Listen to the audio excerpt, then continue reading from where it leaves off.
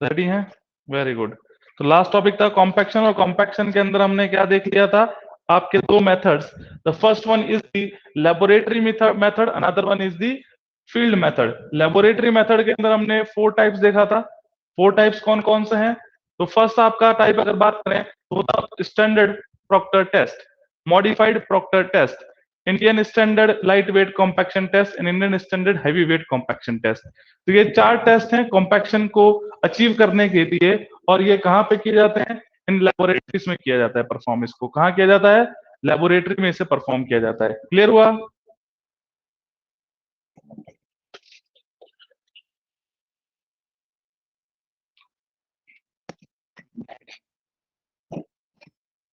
चलिए, क्लियर हुआ यहां तक?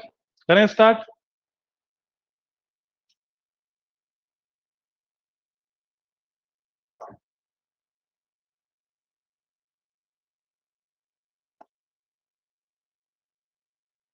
तो देखिएगा, फर्स्ट मेथड हम बात कर रहे हैं, और फर्स्ट मेथड है हमारा standard Proctor test. Standard Proctor test. अब हम क्या देखने वाले हैं? हम ये देखने वाले हैं difference.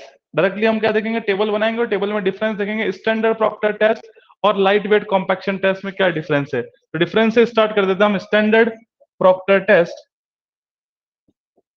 Procter test and the another one is, another one is, ये हो गया आपका IS, Indian standard light weight, light weight compaction test,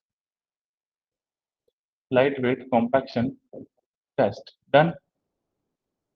done हुआ। ये दो टेस्ट है, इन दोनों टेस्ट के बारे में अभी यहाँ पे देखेंगे। कौन कौन से पैरामीटर से हम डील करेंगे वो देखिएगा। तो यहाँ पे हम बात कर रहे हैं पैरामीटर। पैरामीटर, किन किन पैरामीटर को कंपेयर करेंगे? स्टैंडर्ड और IS लाइट वेट को कंपेयर करेंगे, और सेकंड टेबल में हम कंपेयर करेंगे, हम करेंगे आपका मॉडिफाइड हैवी वेट को। ऐसा क्यों? अब क्या आ रहा है दिमाग में क्वेश्चन के, सर ऐसा क्यों? स्टैंडर्ड को आप मॉडिफाइड से करना चाहिए था, आप स्टैंडर्ड को इंडियन स्टैंडर्ड लाइट वेट से कर रहे हैं। रीजन ये है कि इसके अंदर वेट ऑफ द हैमर और फ्री फॉल हाइट क्या है? नियरली इक्वल टू सेम है, ताकि आपको डाटा क्या हो सके? याद हो सके। ताकि आपको डेटा क्या हो सके? याद हो सके। तो उस पर्पस के लिए हमने क्या किया है? इन दोनों को कंपेयर किया है। बाकी और कोई पर्पस नहीं है इसको कंपेयर करने का। ठीक है, केवल यही पर्पस है। अब कौन कौन से पैरामीटर को हम टेस्ट करेंगे, वो आ रही है बात कि सर कौन कौन से पैरामीटर को हम क्या करेंगे? टेस्ट करेंगे। तो वो है आपका weight of the hammer, free fall height, number of blows in each, number of blows in each layer, number of layers and volume of the mould. क्या क्या बोला हमने? वेट ऑफ द हैमर लिखते चले जाओ। फर्स्ट इज, थोड़ा सा इसको श्रिंक करेंगे, जगह थोड़ी अपनी कम हो गई यहाँ पे।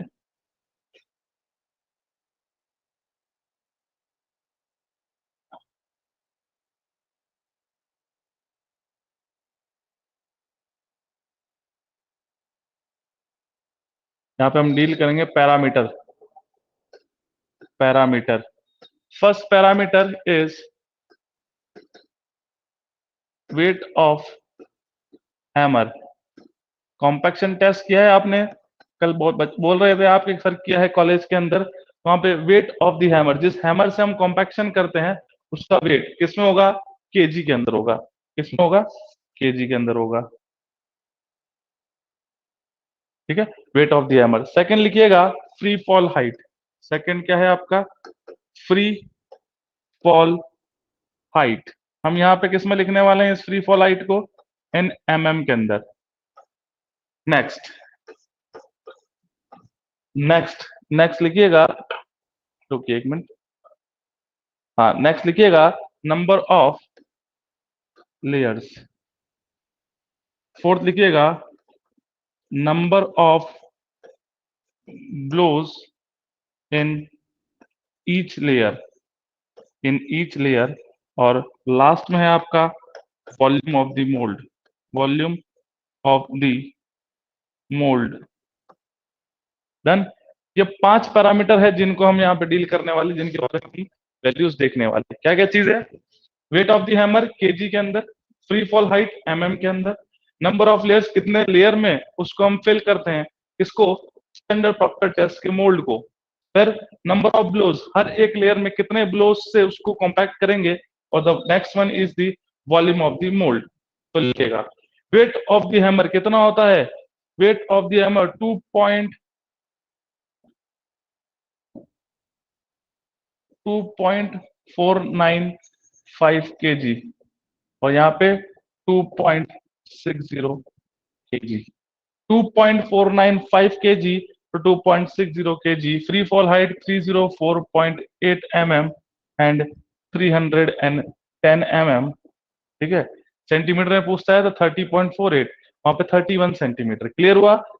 फिर number of layer, three three layers के अंदर इसे फिल करते हैं, और ईच लेयर के अंदर कितना number of blows, 25 number of blows के अंदर का यूज करते हैं उसको कॉम्पैक्ट करने के लिए। और लास्ट अगर वो मोल्ड की बात करें, वॉल्यूम के 944 सेंटीमीटर क्यूब, जिसको बोलते हैं सीसी, और ये हो गया आपका 1000 सीसी। क्लियर हुआ।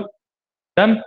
तो ये है डाटा, ये है टेबल, इसको आपको नोट करना है, इसे यहाँ पे आपको नोट करना है, नोट करिएगा। तो ये हमने कंपेयर किया है किसको, स्टैंडर्ड प्रॉक्टर टेस्ट और हमारा Indian standard light weight compaction test को।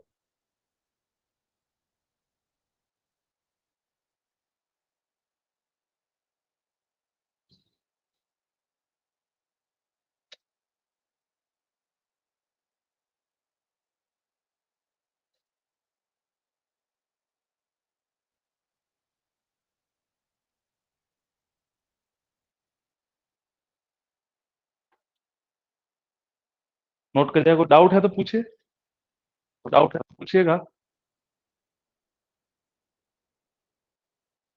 यहाँ पे लिखा है आपका weight of the hammer, free fall height, number of layer, number of blows in each layer. हर एक लेयर में 25 ब्लोज है, तो कितनी है लेयर, 3 है तो 75 ब्लोज का यूज करेंगे। ऐसा नहीं कि 25 ब्लोज, वो ईच लेयर का ब्लोज है वो। And volume of the mould is 944 CC and 1000 CC.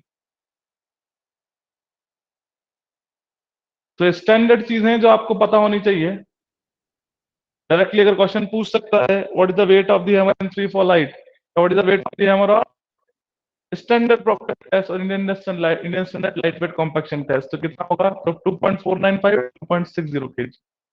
Wait and free fall height बहुत इंपॉर्टेंट है।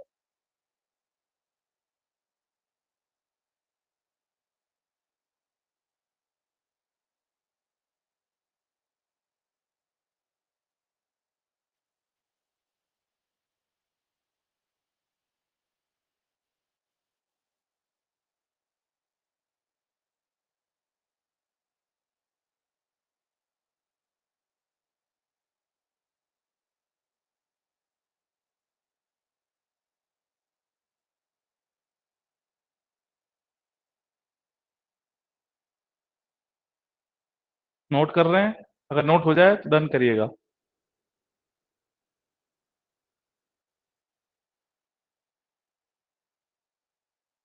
तो इसी तरह से अपन सेकंड देखेंगे, और सेकंड जो टेबल उसकी कॉरेस्पॉन्डिंग होगी modified Proctor test and Indian standard heavy weight compaction test. अब स्टैंडर्ड प्रॉक्टर टेस्ट क्या लिख देंगे, मॉडिफाइड प्रॉक्टर टेस्ट, और आईएस लाइट वेट की जगह आईएस हैवी वेट करेंगे। तो नोट करके डन करिएगा।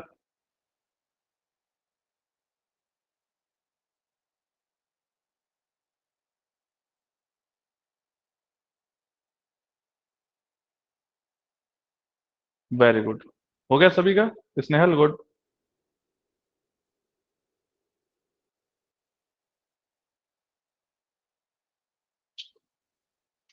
हो गया सभी का।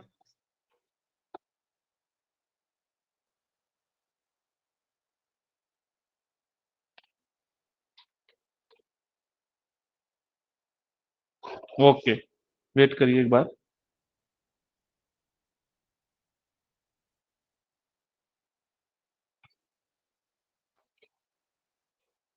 चलिए गुड। अब यहाँ पे स्टैंडर्ड की जगह हम क्या लिखने वाले हैं, इसको हटाइए यहाँ से, बाकी सब चीजें सेम है।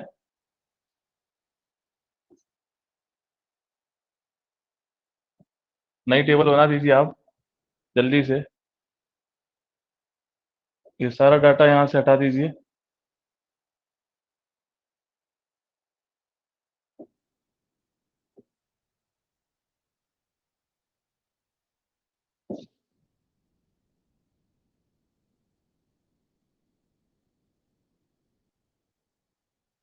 चलिए, अब देखिए यहाँ पे क्या लिखना है अपन को। हमें यहाँ पे लिखना है आपका modified Proctor test, modified Proctor test, and here it is Indian standard heavy weight, light weight की जगह हैवी वेट कॉम्पैक्शन टेस्ट। बाकी सारी चीजें वही सेम, बाकी सारी चीजें क्या है सर, वही सेम है। किसकी बात करें, वापस ही लिख देंगे, 2 मिनट रुक जाओ, ठीक है। बाकी सारी चीजें क्या है, हमारी सेम है। अब हम क्या कर दिया, स्टैंडर्ड की जगह मॉडिफाइड कर दिया और लाइट वेट की जगह हैवी वेट कर दिया। ऐसा क्यों, रीजन वही है क्योंकि दोनों के जो पैरामीटर है वो नियर इक्वल टू सेम है, बस और कोई रीजन नहीं है, ठीक है, ताकि आपको याद करने में आसान हो जाए चीजें, ठीक है। अब देखिएगा 4.54 4.54 केजी किसका वेट है, मॉडिफाइड प्रॉक्टर टेस्ट का, and 4.90 KG 4.90 KG for Indian standard heavy weight compaction test. वहां पे 304.8 और 310 था, यहाँ पे जो है वो आपका 457.2 457.2 एंड 450 एंड 450 मीन्स 45.7 सेंटीमीटर, और यहाँ पे 45 सेंटीमीटर, 46 और 45 हो गया। नंबर ऑफ लेयर, यहाँ पे लेयर चेंज हो जाएगी, वहां पे 3 लेयर के अंदर फिल करते हैं इनको, 5 लेयर के अंदर फिल करते हैं, but number of blows each layer की अगर बात करें तो वो अभी भी 25 ही रहेंगे। वॉल्यूम भी सेम रहेगा, 944 सीसी एंड 1000 सीसी। क्लियर हुआ, नोट करेगा। 4.54 and 4.90, 457.2 and 450, 55 and 25, 25, 944 and 1000। Note करके डन करिएगा।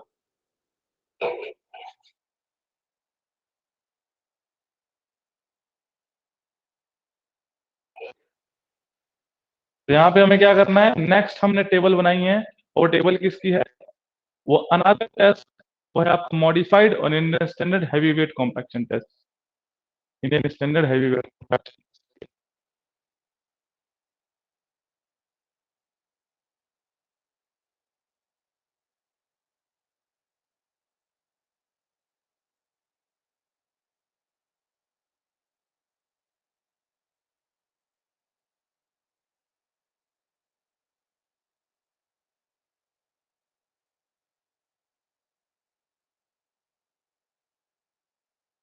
नोट करके डन करिएगा।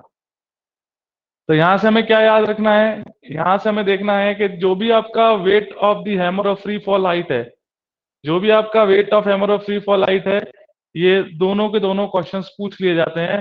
4.54 एंड 4.90, 457.2 एंड 450, 55, 25, 25, 944 एंड 1000। ठीक है, यस, ओके, वेरी गुड। बाकी रिमेनिंग सभी फोटोज का, चलें आगे।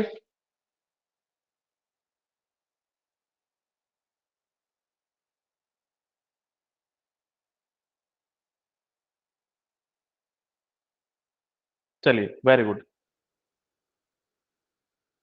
अब आते हैं अपन नेक्स्ट पे, फील्ड मेथड। लेबोरेटरी मेथड हो चुके, अब आते हैं फील्ड मेथड पे। देखिएगा, फील्ड मेथड की अगर बात करें तो फील्ड मेथड कल भी मैंने डिस्कस किया था। Rammer, roller, tamper, smooth wheel roller, pneumatic type roller, sheep footed roller, vibrators, ये सभी किसके अंदर यूज किए जाते हैं, ये सभी यूज किए जाते हैं फील्ड मेथड के अंदर। तो अपन अगेन इसकी टेबल बनाएंगे कि कौन सा फील्ड मेथड किस टाइप ऑफ सॉइल के लिए यूज किया जाता है, और जनरली क्या उसका पर्पस है, किस लोकेशन पे या किस लिए यूज किया जाएगा, ठीक है, नेचर ऑफ वर्क उसका। तो लिखिएगा यहाँ पे फील्ड मेथड के अंदर टाइप ऑफ रोलर, यहाँ पे हम लिखेंगे type of roller, type of roller, type of roller. Next हम लिखेंगे टाइप ऑफ सॉइल, किस टाइप ऑफ सॉइल के लिए यूज किया जाएगा, type of soil. And the last one is the nature of work, nature of work मतलब इसका example की अगर बात करें, ठीक है। तो टाइप ऑफ रोलर, अगर फर्स्ट रोलर की बात करें तो पहला जो है वो रैमर और टेम्पर, रैमर और टेम्पर, रैमर और वो टेम्पर मतलब टेम्पिंग रॉड जो हम यूज करते हैं स्लम कोन के अंदर, ठीक है। और हर जगह पे हम क्या करते हैं, टेम्पिंग रॉड का यूज करते हैं लेबोरेटरी के अंदर। अगर हम अगर कॉलेज लेवल की बात करें तो हम किसका करते हैं, टेम्पिंग रॉड का यूज करते हैं। रैमर और tamper it is use for sir all type of soil के लिए यूज की जाती है, किसके लिए, all type of soil. Example all type of soils. Nature of work बाद में लिखते हैं। सेकंड, ताकि पहले आप डिफरेंस समझ तो पाए। नेक्स्ट स्मूथ व्हील रोलर, बाद में आप ही बता देंगे इसका answer. Smooth wheeled roller, smooth wheel roller की अगर बात की जाए, स्मूथ व्हील रोलर कौन सा होता है सर, जो रोड रोलर है जिसके टायर कैसे होते हैं सर, सिलेंड्रिकल होते हैं बट स्मूथ होते हैं, स्मूथ होते हैं मतलब कोई प्रोजेक्शन नहीं होते। तो स्मूथ व्हील रोलर जो कि हमारा हमने कहाँ देखा है, रोड रोलर जिसे हम कहते हैं, ठीक है, वो होता है स्मूथ व्हील रोलर। ये कहाँ यूज होगा sir, crush rock and gravels में, ठीक है। जनरली जब हम क्रश रॉक और ग्रेवल की लेयर बिछाते हैं उसके बाद उसको क्या करते हैं, स्मूथ व्हील रोलर को मूवमेंट करते हैं। तो crush rock and gravel specially बात कर रहे हैं, crushed rock slash gravel, crush rock और ग्रेवल के लिए इसको यूज करते हैं, ठीक है।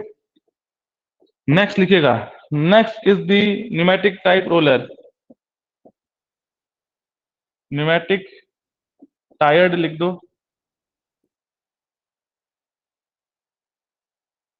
न्यूमेटिक टायर रोलर या न्यूमेटिक टाइप रोलर लिख सकते हो। न्यूमेटिक टायर का मतलब है जिसमें प्रेशर का एप्लीकेशन होता है, ठीक है। प्रेशर का एप्लीकेशन होगा तो जिसके अंदर दो एक्शन होगा, एक तो आपका क्या होगा, वो रोल करेगा, दूसरा प्रेशर से कंप्रेस भी करेगा। क्लियर हुआ। तो इसके अंदर ये किसके लिए यूज होता है, तो सभी के लिए यूज होता है बट स्पेशली सिल्ट के लिए यूज होता है। तो लिखिएगा gravel sand silt and clay, किसके लिए, gravel sand silt and clay मतलब ऑल टाइप ऑफ सॉइल के लिए हो गया एक तरह से, but it is specially for silt.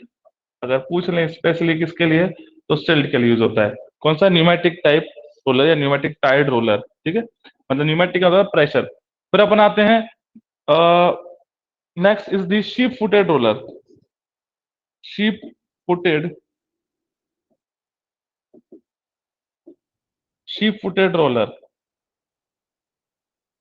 Sheep footed roller, sheep footed roller किस तरह के होते हैं, स्मूथ व्हील में तो सर ये जो आपका सिलेंड्रिकल व्हील होता है स्मूथ होता है, बट शीप फुटेड के अंदर यही जो व्हील होता है ये स्मूथ की जगह यहाँ पे प्रोजेक्शंस होते हैं, इसके अंदर प्रोजेक्शंस होते हैं। इसमें क्या होते हैं, प्रोजेक्शंस होते हैं।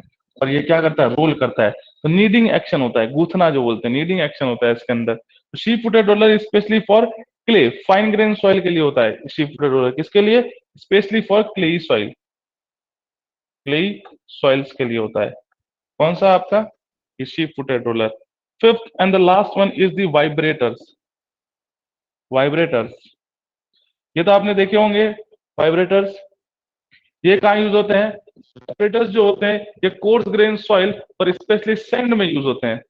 सैंड में जब हम कॉम्पैक्शन करते हैं तो वाइब्रेटर्स का यूज करते हैं, जिससे वो क्या होता है, वाइब्रेट करके सेटल हो जाती है। तो सैंड के अंदर इसको यूज करते हैं। कोर्स ग्रेन सॉइल बोल सकते हो, स्पेशली अगर बात करें तो सैंड के लिए इसको यूज करते हैं। तो दोनों वर्ड सही है। कई बार एग्जाम में आ जाता है कोर्स ग्रेन सॉइल, तो कोर्स ग्रेन सॉइल या सैंड, अगर पर्टिकुलर टाइप ऑफ सॉइल कहता है सैंड तो सैंड, नहीं अदरवाइज तो कोर्स ग्रेन सॉइल के लिए यूज किया जाता है। अब देखिएगा, यहाँ तक क्लियर सभी को,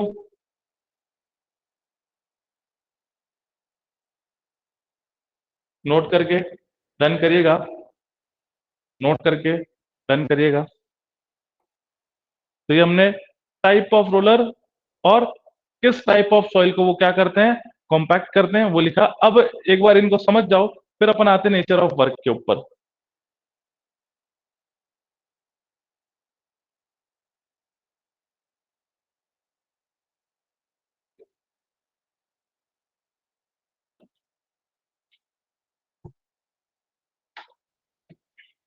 एक बार आप नोट कर लीजिए, फिर आते हैं हम नेचर ऑफ वर्क के ऊपर। अब कुछ कुछ चीजें समझ में आने लग गई होंगी एग्जाम्पल और इसके शेप के अकॉर्डिंग कि कहाँ पे इसे यूज करेंगे।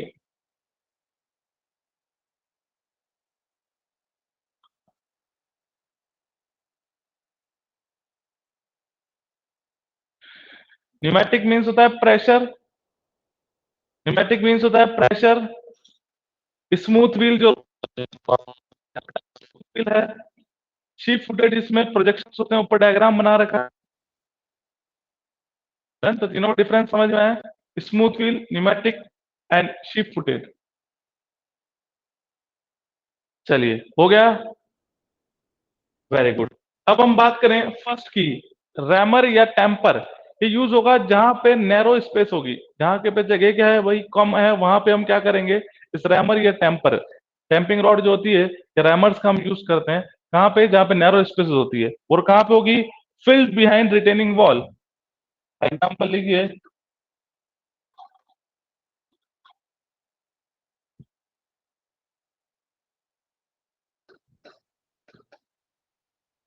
फिल्ड बिहाइंड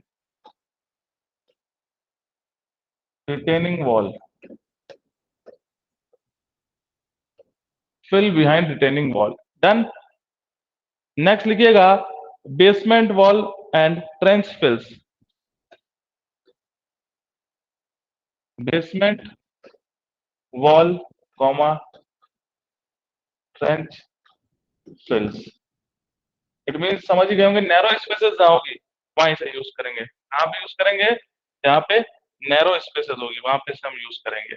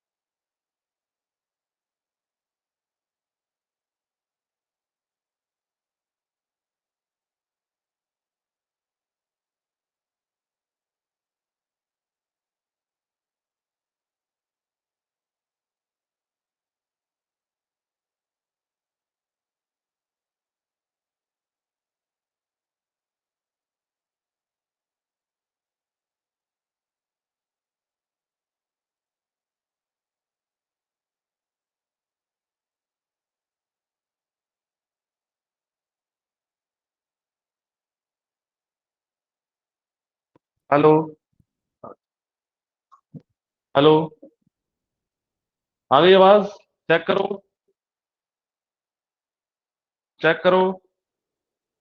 यस, ओके, चलो, गुड। अब आते हैं अपन नेक्स्ट पे। Next is the smooth wheel roller. Smooth wheel roller कहाँ यूज करते हैं बताया था आपको, इसे रोड रोलर कहते हैं। तो ऑब्वियस सी बात है रोड कंस्ट्रक्शन में कहाँ पे यूज करेंगे, रोड कंस्ट्रक्शन के अंदर, रोड कंस्ट्रक्शन के अंदर इसको यूज करेंगे। ठीक है, जहाँ पे क्रश रॉक एंड ग्रेवल की लेयर होती है उसको हम क्या करते हैं, कॉम्पैक्ट करते हैं। फिर आते हैं अपन pneumatic tyre roller. Pneumatic tyre roller जहाँ पे प्रेशर का यूज होगा वो कहाँ पे यूज करेंगे, हाईवे और एयरफील्ड। हाईवे और एयरफील्ड जहाँ पे हमें क्या चाहिए, सेफ्टी कॉम्पैक्शन ज्यादा चाहिए, हाईवे एंड एयरफील्ड जहाँ पे हमें क्या कॉम्पैक्शन ज्यादा चाहिए, क्योंकि इम्पैक्ट लोडिंग होती है वहां पे।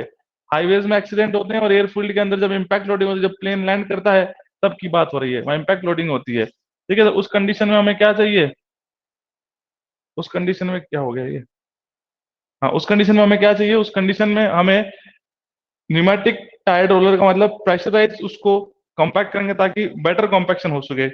शीप फुटेड रोलर मतलब जहां पे प्रोजेक्शन होंगे ये वाला, जिसमें क्लेई सॉइल के लिए इसको यूज किया जाता है। और कहाँ पे, core of earth dam, earthen dam, core of dam के बेस के अंदर, डैम के बेस के अंदर इसको यूज करते हैं, core of earthen dam.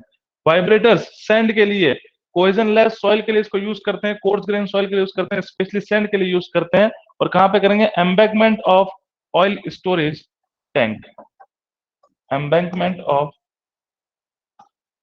Embankment of oil storage tank. ठीक है, नोट करिएगा, nature of work, nature of work note करिएगा।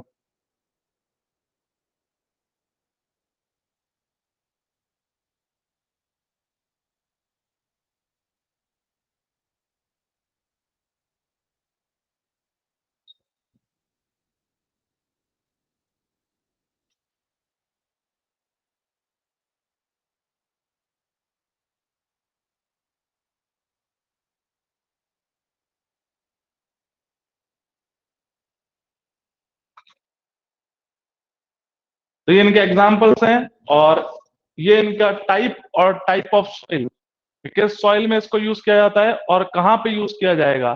रैमर एंड टेम्पर, रैमर और टेम्पर जहाँ पे नैरो स्पेसेस होंगी, मतलब fill behind the retaining wall, retaining wall के पीछे जब फिलिंग करते हैं हम, बैकफिल करते हैं, उस बैकफिल के कॉर्नर पे, मतलब रिटेनिंग वॉल और बैकफिल के कॉर्नर जहाँ पे स्पेसेस कम है, नैरो स्पेस, वहां पर रैमर या टेम्पर का यूज करेंगे।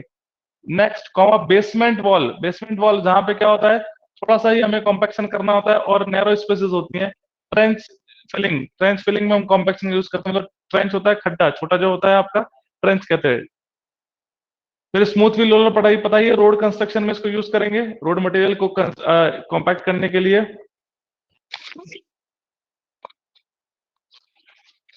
और मतलब प्रेशर, प्रेशर कहाँ पे अप्लाई करेंगे, जहाँ पे हमको सेफ्टी ज्यादा चाहिए, जहाँ पे स्ट्रेंथ, स्टेबिलिटी ज्यादा चाहिए। तो हाईवे एंड एयरफील्ड में इसको यूज करते हैं, जहाँ पे हाईवे नहीं है, एयरफील्ड रनवे होते हैं, वहाँ पे इसको यूज करते हैं, क्योंकि इम्पैक्ट लोडिंग होती है, इसलिए वहाँ पे बेट अचीव होना। ठीक है, फिर चीप फुटेड वाला में प्रोजेक्शंस होते हैं, देखो डायग्राम ऊपर दिख रहा है, प्रोजेक्शंस होते हैं, तो प्रोजेक्शंस पार्ट वो किस एक्शन से, वही पूछ, नीडिंग एक्शन से, याद रखिएगा कौन सा action, kneading action. Sheep footed roller जो कॉम्पैक्ट एक्शन बोलता है, नीडिंग एक्शन, नीडिंग का मतलब गूंथना, जैसे आटा गूंथते हैं वैसे उस तरह से नीडिंग एक्शन लिख दीजिएगा, नीडिंग एक्शन। तो core of earthen dam, earthen dam के कोर पे, जहां पे हम डैम कंस्ट्रक्ट करने वाले हैं, उसके कोर पे बॉटम मोस्ट पोर्शन के ऊपर क्या करते हैं, शीप फुटेड रोलर का यूज करते हैं। ठीक है, वाइब्रेटर यूज करते हैं कोइजन लेस कोर्ट सॉइल के अंदर, स्टोरेज टैंक के एम्बैंकमेंट्स होते हैं वहां से डन। बताइए, दोबारा से एक बार रिवाइज करा दिया मैंने आपको।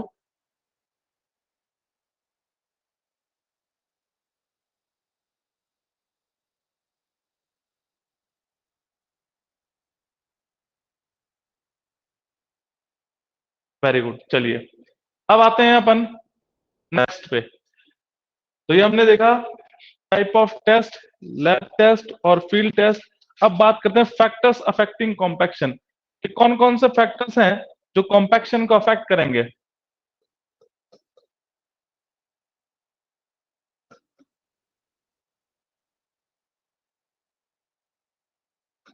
Factors affecting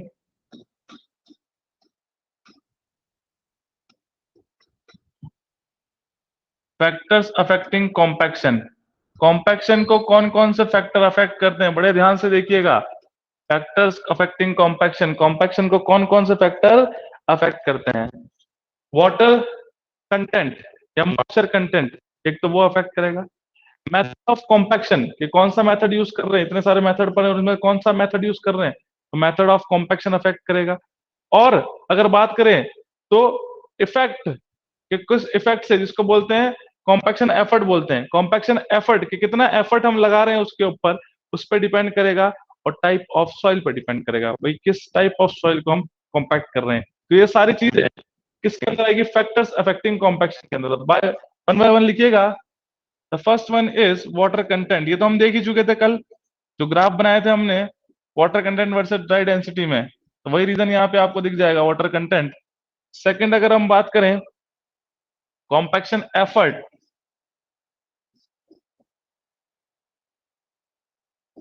compaction effort. Next अगर हम बात करें third one is the type of soil, type of soil. Next अगर हम बात करें तो method of compaction, method of, method of,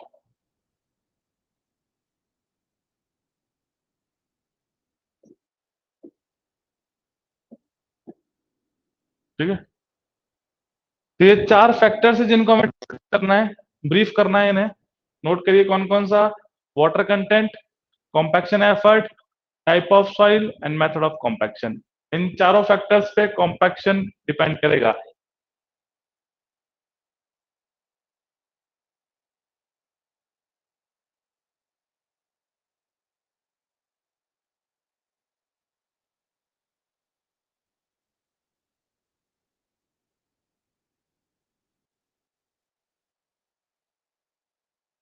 इन चार फैक्टर्स पे कॉम्पैक्शन डिपेंड करेगा।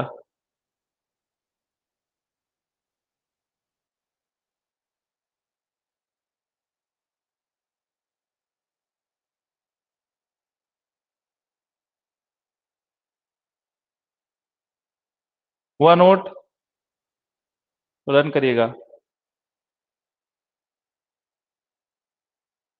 Very good. चलिए अब वाटर कंटेंट की बात करें। सबसे पहले फर्स्ट जो हमारा टॉपिक है, फर्स्ट जो है वो चीज है वाटर कंटेंट। वाटर कंटेंट किस तरह से अफेक्ट करता है ये देखना है हमें। ये हम देख चुके थे sir.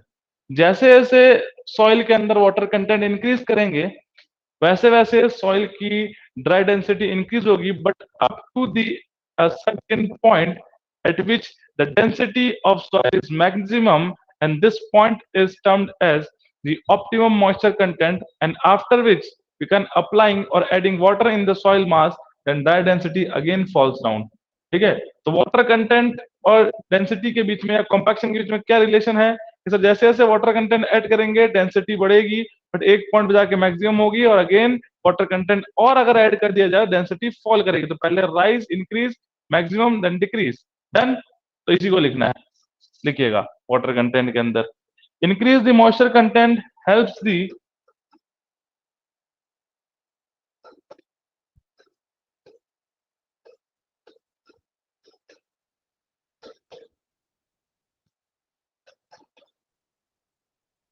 helps the increase the moisture content helps the particle to move, particle to move closer, particle to move closer because of the lubrication effect, because of the lubrication effect, because of the lubrication effect, lubrication effect। First point, water क्यों add करते हैं sir? वो lubrication करता है और वो better compaction के लिए रेस्पॉन्सिबल है। नेक्स्ट लिखिएगा, दस द ड्राई डेंसिटी या dry unit wait, dry density बोले ड्राई यूनिट वेट, दस द ड्राई डेंसिटी, दस the dry density continuously increases till the optimum moisture content. Continuously increases till the optimum moisture content, OMC. कब तक increase होगी? Optimum moisture content is reached. जब तक optimum moisture content तक ना पहुंच जाए तब तक ड्राई डेंसिटी इंक्रीज होती है। And further increase in moisture content and further increase the moisture content, further increase the moisture content, further increase the moisture content beyond OMC, optimum moisture content, the dry density decreases. क्या बोलेंगे? The dry density start decreasing. लिखिएगा,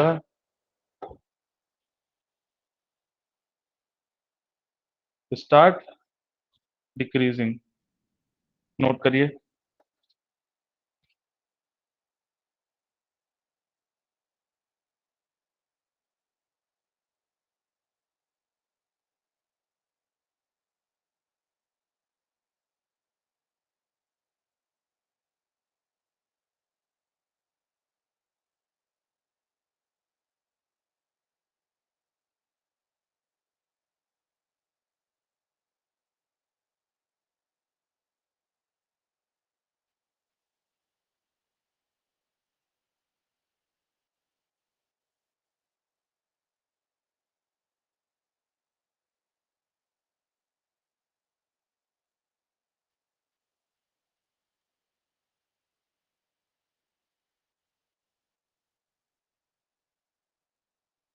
हो गया note? तो वही चीजें जो हम पहले देख चुके हैं, वही चीजें हैं जो हम पहले देख चुके हैं कि मॉइस्चर कंटेंट क्यों ऐड करते हैं। सबसे पहला बात तो यहाँ पे रीजन लिखा हुआ है कि मॉइस्चर के ऐड करने पर सर लुब्रिकेटिंग इफेक्ट होता है, एक पार्टिकल दूसरे पार्टिकल में इजीली रोल होगा, फ्रिक्शन कम होगा, और फ्रिक्शन कम होगा तो बेटर कॉम्पैक्शन अचीव होगा। बट ऐसा नहीं है कि सर वाटर कंटेंट को ऐड करते ही जाओ तो कॉम्पैक्शन बेटर होगा। At up to a certain limit, और सर्टेन लिमिट कौन सी? ऑप्टिमम मॉइस्चर कंटेंट तक ना पहुंच जाए तब तक।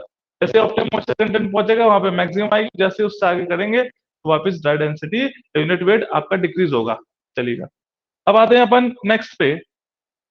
The next one is the compaction effort.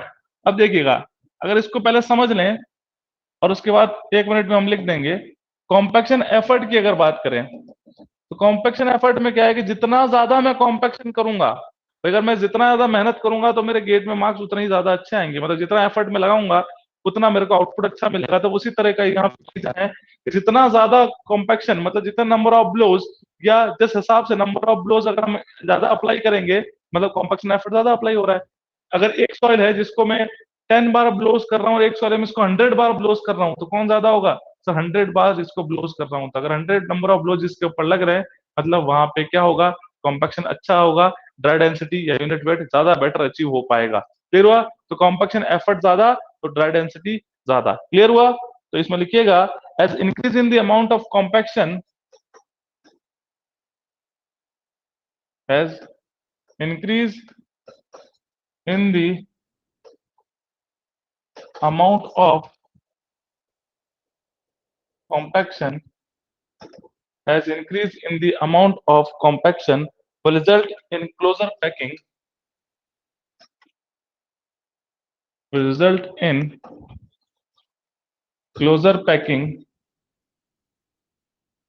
closer packing of the soil particles, of the soil particles. Therefore dry density increases. Therefore dry density increases and optimum moisture content and OMC decreases.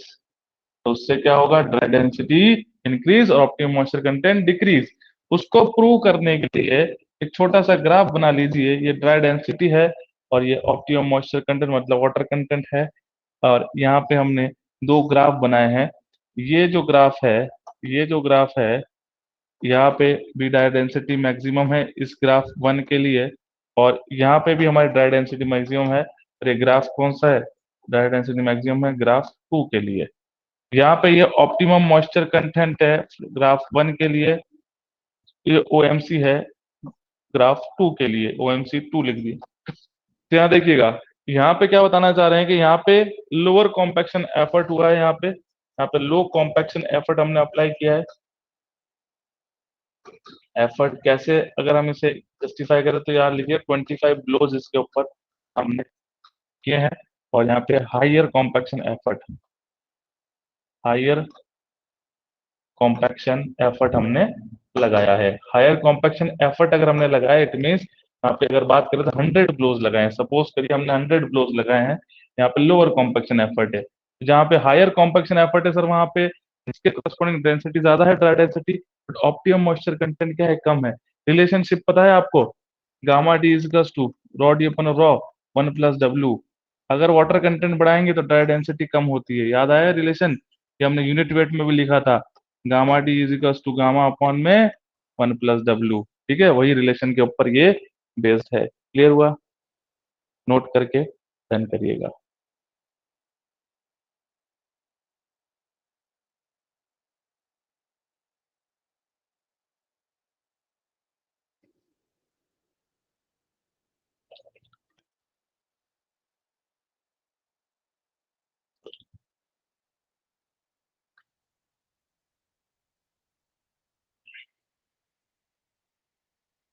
Note करके done करिएगा। Very good, हो गया। अब आते हैं अपन third पे, type of soil पे। Next देखिएगा,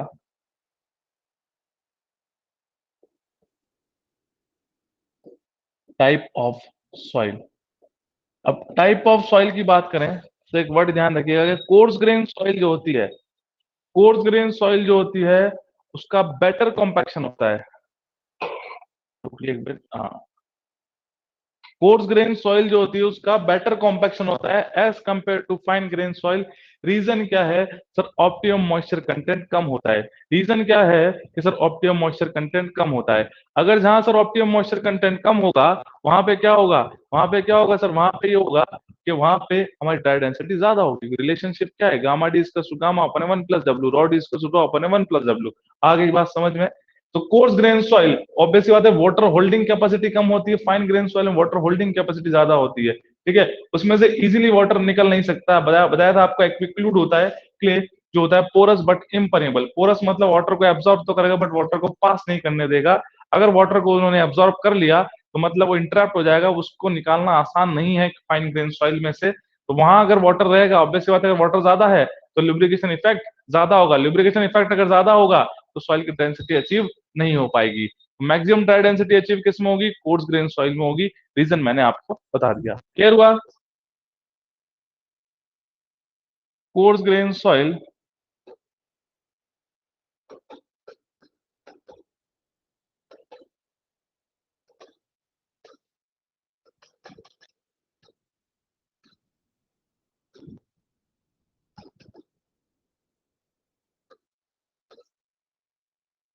एज कंपेयर टू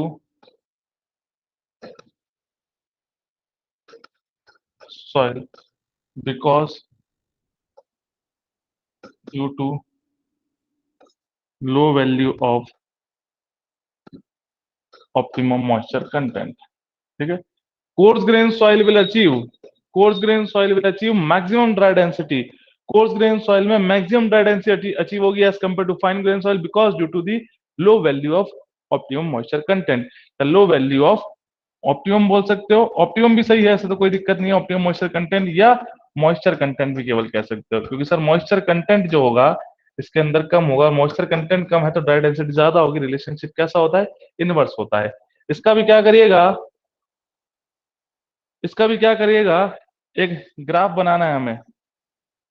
भाई जो कोई सी सॉइल होगी वाटर को रिटेन अच्छे से कर पाती है, वाटर रिटेन कर पाएगी तो लिब्रिकेशन इफेक्ट होगा, डेंसिटी अचीव नहीं हो पाएगी। किससे corresponding? Course grain soil corresponding. ठीक है, तो यहाँ पे देखिए ग्राफ बना रहे हैं, ये अलग अलग हमने ग्राफ बना दिए। ग्रेवल, सैंड, सिल्ट और क्ले। ये gravel, sand, silt and clay.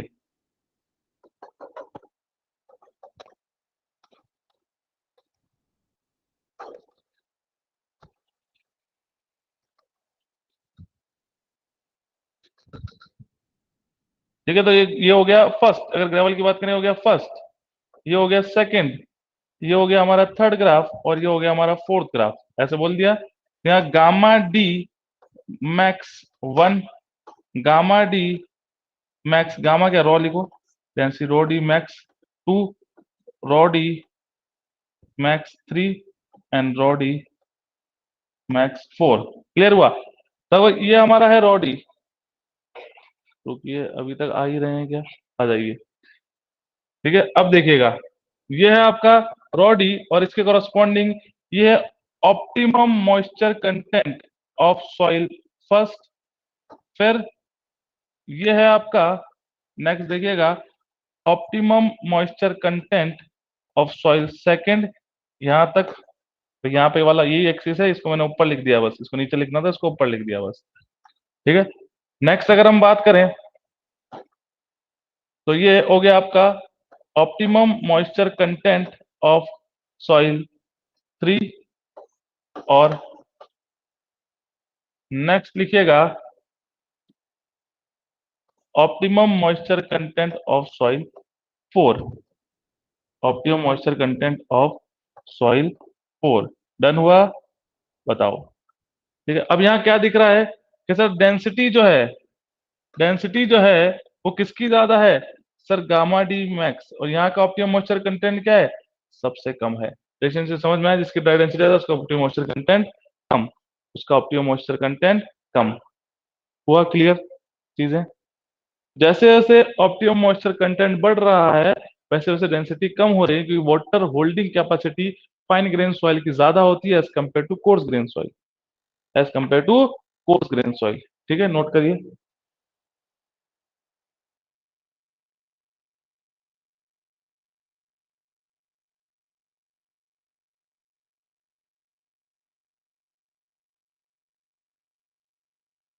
Reason समझ में आ गया क्यों ज्यादा होती है, क्यों कम होती है? नोट करके डन करिएगा।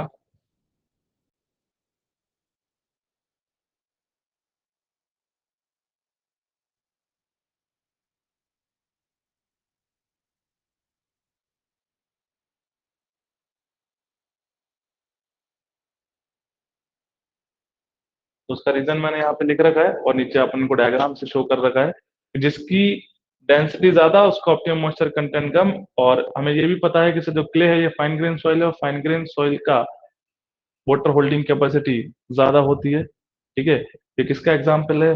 क्ले। एक्विक्लूड का है, पढ़ाया था मैंने आपको। एक्विक्लूड जो होता है वो porous but not permeable opening होती है। पोरस है बट नॉट परमिएबल ओपनिंग है। हुआ नोट? इतना टाइम कैसा लग रहा है? गुड। ठीक है, वेरी गुड। आइए, अब आते हैं अपन पे, मेथड ऑफ कॉम्पैक्शन। फोर्थ जो है वो है आपका method of compaction. Method of compaction, अब ऑब्वियस सी बात है कि मेथड पे डिपेंड करेगा। कैसे डिपेंड करेगा? तो एक सिंपल सा एग्जांपल देखिएगा, सिंपल सा एग्जांपल देखिएगा कि अगर हम बात कर रहे हैं सर मेथड की, तो एक मेथड मैं ले रहा हूँ स्टैंडर्ड प्रॉक्टर टेस्ट, और एक ले रहा हूँ modified Proctor test. Standard Proctor test में वेट ऑफ द हैमर 2.54, कितना था? 2.54 के समथिंग है ना। और अगर मॉडिफाइड प्रॉक्टर टेस्ट की बात करें तो 4.54। तो वेट ऑफ द हैमर ज्यादा हुआ, वेट ऑफ द हैमर ज्यादा हुआ, पहली चीज। सेकंड चीज क्या हुई? सर फ्री फॉल हाइट 304.8, और वहां पे 400 और 46 के समथिंग था, 44 45 और 46 के समथिंग था। तो वेट ऑफ द हैमर भी ज्यादा, फ्री फॉल हाइट भी ज्यादा, किसमें? मॉडिफाइड प्रॉक्टर टेस्ट में। तो जितना वेट ज्यादा, जितनी फ्री फॉल हाइट ज्यादा, इट मीन्स क्या होगा? कॉम्पैक्शन बेटर अचीव होगा। तीसरी बात, नंबर ऑफ ब्लोज भी ज्यादा, वहां पे 25 ब्लोज 3 लेयर में, यहाँ पे 25 ब्लोज 5 लेयर में। तो 5 × 20 125 ब्लोज हुए, और यहाँ पे कितना? 3 × 25 75 ब्लोज हुए। चीजें समझ में आई? तो जैसे ही मेथड हम चेंज कर देंगे, उस हिसाब से हमारा डाई डेंसिटी भी चेंज हो जाएगा। तो लिखिएगा इसके अंदर, मेथड ऑफ कॉम्पैक्शन के अंदर, In some cases, in some cases of soil, and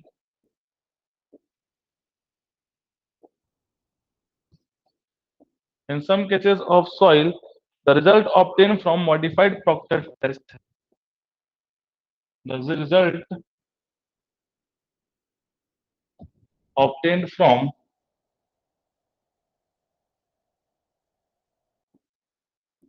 modified Proctor test will be higher than standard Proctor test. Will be higher than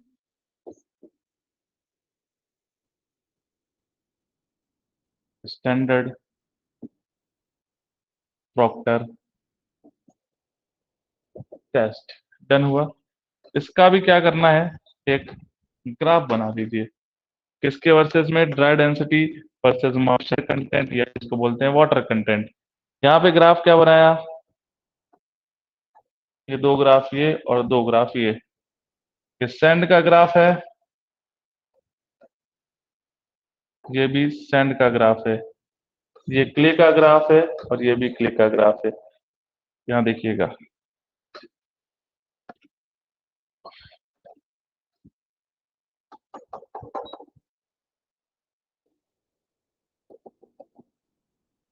gamma D max,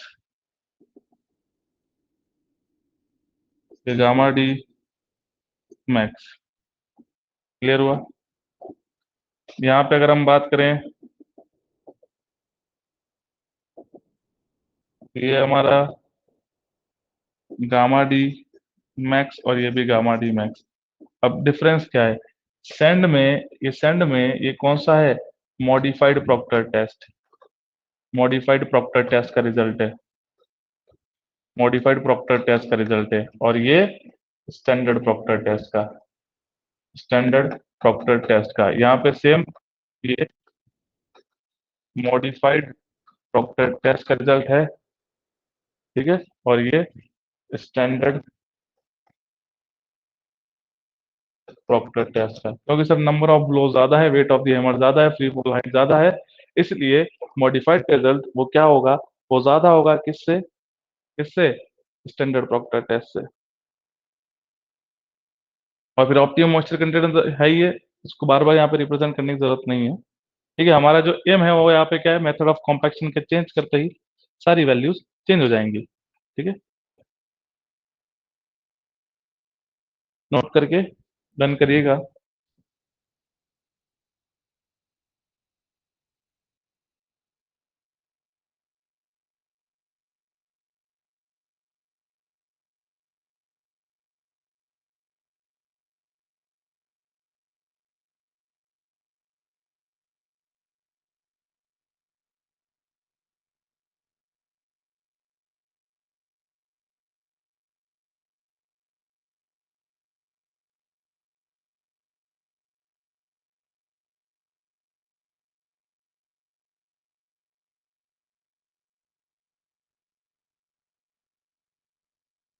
हो गया नोट, वेरी गुड। चलिए अब आते हैं अपन next पे। Next देखिएगा, एक question पूछ लेता है आपको एनर्जी रेशो या एनर्जी कैलकुलेट करने का क्वेश्चन पूछ लेता है, कॉम्पैक्शन एनर्जी कितनी होगी।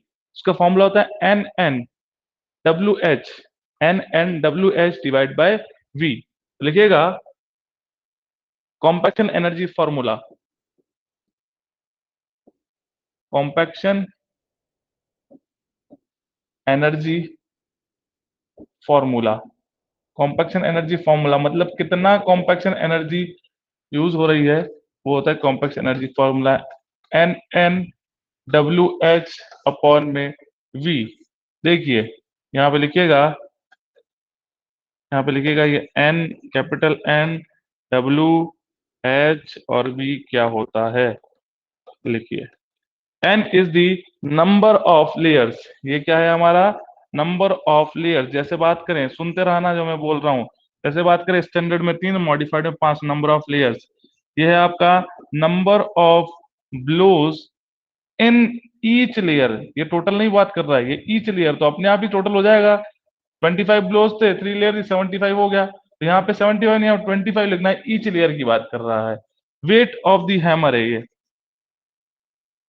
वेट ऑफ द हैमर है केजी, ये तो केजी तो मास हो गया ना, किलो न्यूटन।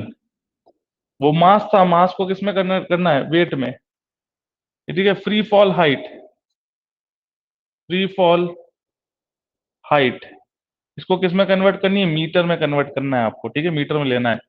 और ये volume of the mould, volume of the mould, इसको किस में लोगे, मीटर क्यूब में। ठीक है, सेंटीमीटर क्यूब की जगह मीटर क्यूब में लेना है। क्लियर हुआ?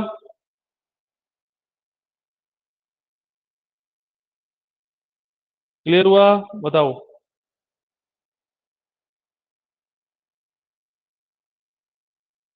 ई इज दी कॉम्पैक्शन एनर्जी अगर कैलकुलेट करनी है, N N W H, small N number of layer, capital N number of blows in each layer, इनकी तो यूनिट नहीं होती। W is the weight of the hammer kilo newton, वहां पे मास दे रखा था केजी में था, वो क्या था बेटा, मास था, वो केजी में था। और ये फ्री फॉल हाइट, ये मीटर, वहां पे एमएम में थी। ठीक है, 304.8, तो उसको एमएम की जगह मीटर में कर देना, डिवाइड बाय 1000 कर देना है। वॉल्यूम ऑफ द मोड 944 या 1000 जगह divide by 10 to the power क्या कर दोगे, divide by 10 to the power 6 कर दोगे, 10 टू 10 टू पावर -6 कर देना। क्लियर हुआ? अभी क्वेश्चन ही है एक तरह से, एक तरह से ये जो मैंने लिखा है ये क्वेश्चन ही है। आप बताओ सबसे पहले कि स्टैंडर्ड प्रोक्टर टेस्ट का क्या वैल्यू आएगी, आपकी वैल्यू आएगी जूल पर मीटर क्यूब। आपको डिवाइड बाय 1000 कर देना है, उसको कन्वर्ट कर देनी है kilo joule per metre cube में, इसमें कन्वर्ट कर देनी है kilo joule per metre cube में। ये नोट करो जल्दी से।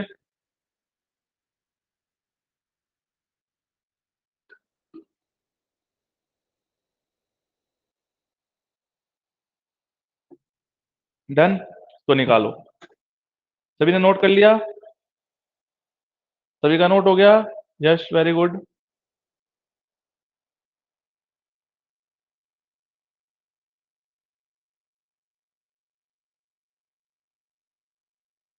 क्या हो गया, कहाँ गए?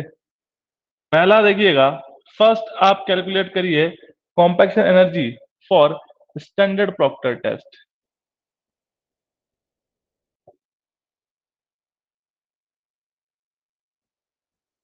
स्टैंडर्ड प्रॉक्टर टेस्ट के लिए कॉम्पैक्शन एनर्जी कैलकुलेट करिएगा।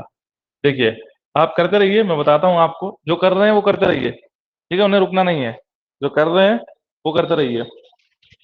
3 लेयर्स थी, 25 ब्लोस थे ईच लेयर के अंदर, 2.495, ये केजी में था। ये किस में था, ये केजी में था। हमें किस में लेना है, किलोन्यूटन में लेना है, हमें किस में लेना है, किलोन्यूटन में लेना है। हमें क्या पता है, W is equal to mass into gravity M G, तो इंटू 9.81 से मल्टीप्लाई कर दूं। Clear? Into H, free fall height 304.8 mm थी, तो 0.3048 मीटर में हो गई, divided by volume 944 centimetre cube में था, -10 to the power -6 कर दिया, तो मीटर क्यूब के अंदर हो गया। बस इसको सॉल्व करिएगा। यहां से जो आएगी यूनिट वो आएगी जूल पर मीटर क्यूब के अंदर आएगी। इस जूल पर मीटर क्यूब को 1000 से डिवाइड कर देना, तो किसमें आ जाएगी, kilo joule per metre cube के अंदर आ जाएगी, kilo joule per metre cube के अंदर आ जाएगी। जल्दी से सॉल्व करिए, जल्दी से सॉल्व करिए।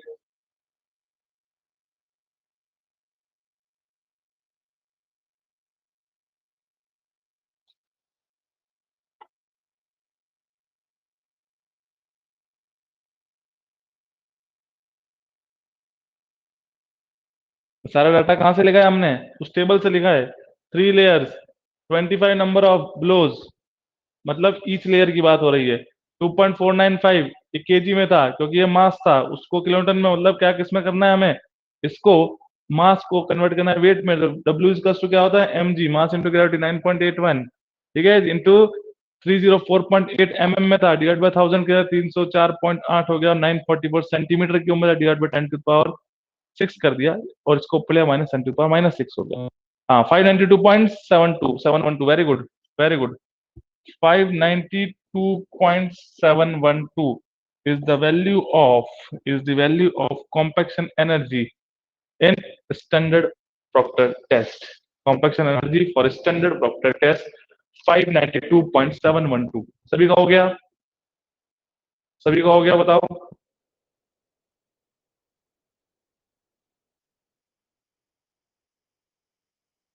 नेक्स्ट सॉल्व करो फिर श्रेया, नेक्स्ट सॉल्व करो जल्दी से। मैं आंसर लिखता जाऊंगा, डाटा लिखता रहता हूँ। ठीक है, नेक्स्ट सॉल्व करो आप। Second for modified Proctor test, modified Proctor test formula तो पता ही है, number of blows, number of layer 5 layer, 25 blows, weight 4.54, यही था 4.54, बिल्कुल यही था 4.54 इंटू 9.81, 457.2 था, तो 0 पॉइंट,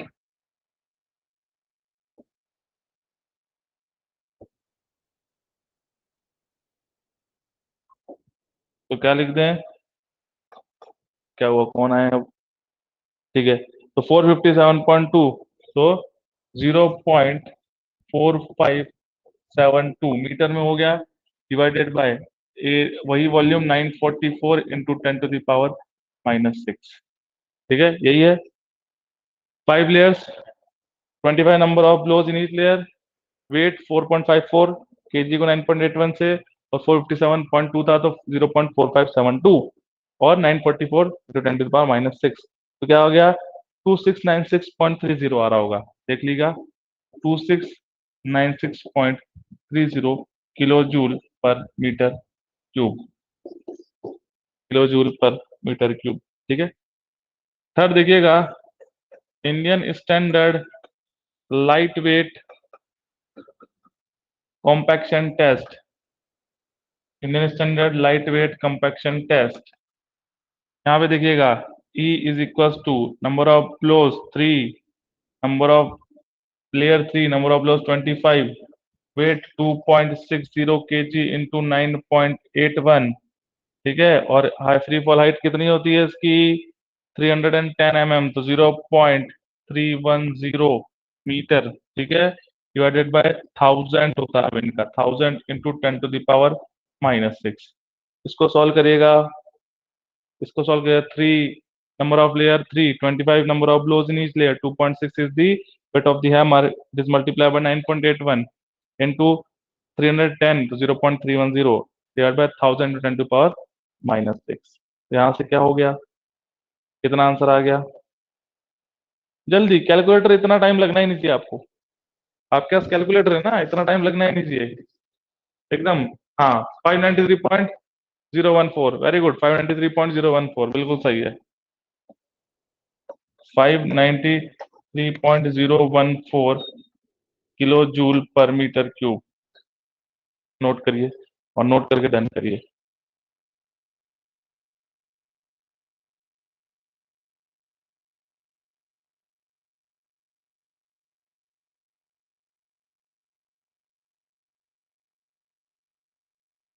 नोट करके डन करिए।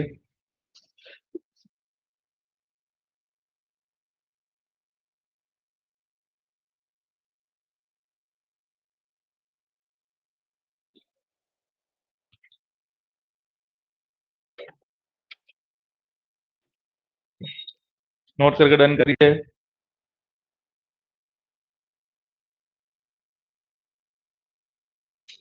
गुड, अब आते हैं फोर्थ पे।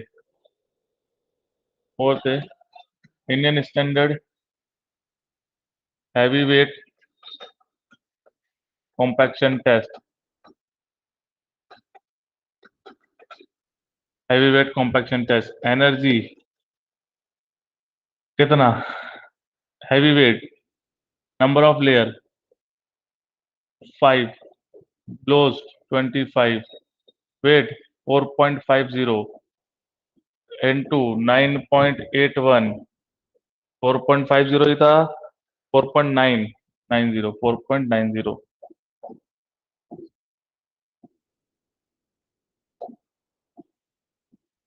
9.81 and free fall height is 450, मतलब 0.450 डिवाइडेड बाय 1000 × 10⁻⁻6, ठीक है। 5 × 25 × 4.90, 9.81 × 0.450 डिवाइड बाय 1000 × 10⁻⁻6। यहाँ से कितना आंसर आ गया? यहाँ से कितना आंसर आ गया? 2703.88, 2703.88 kilo joule per metre cube.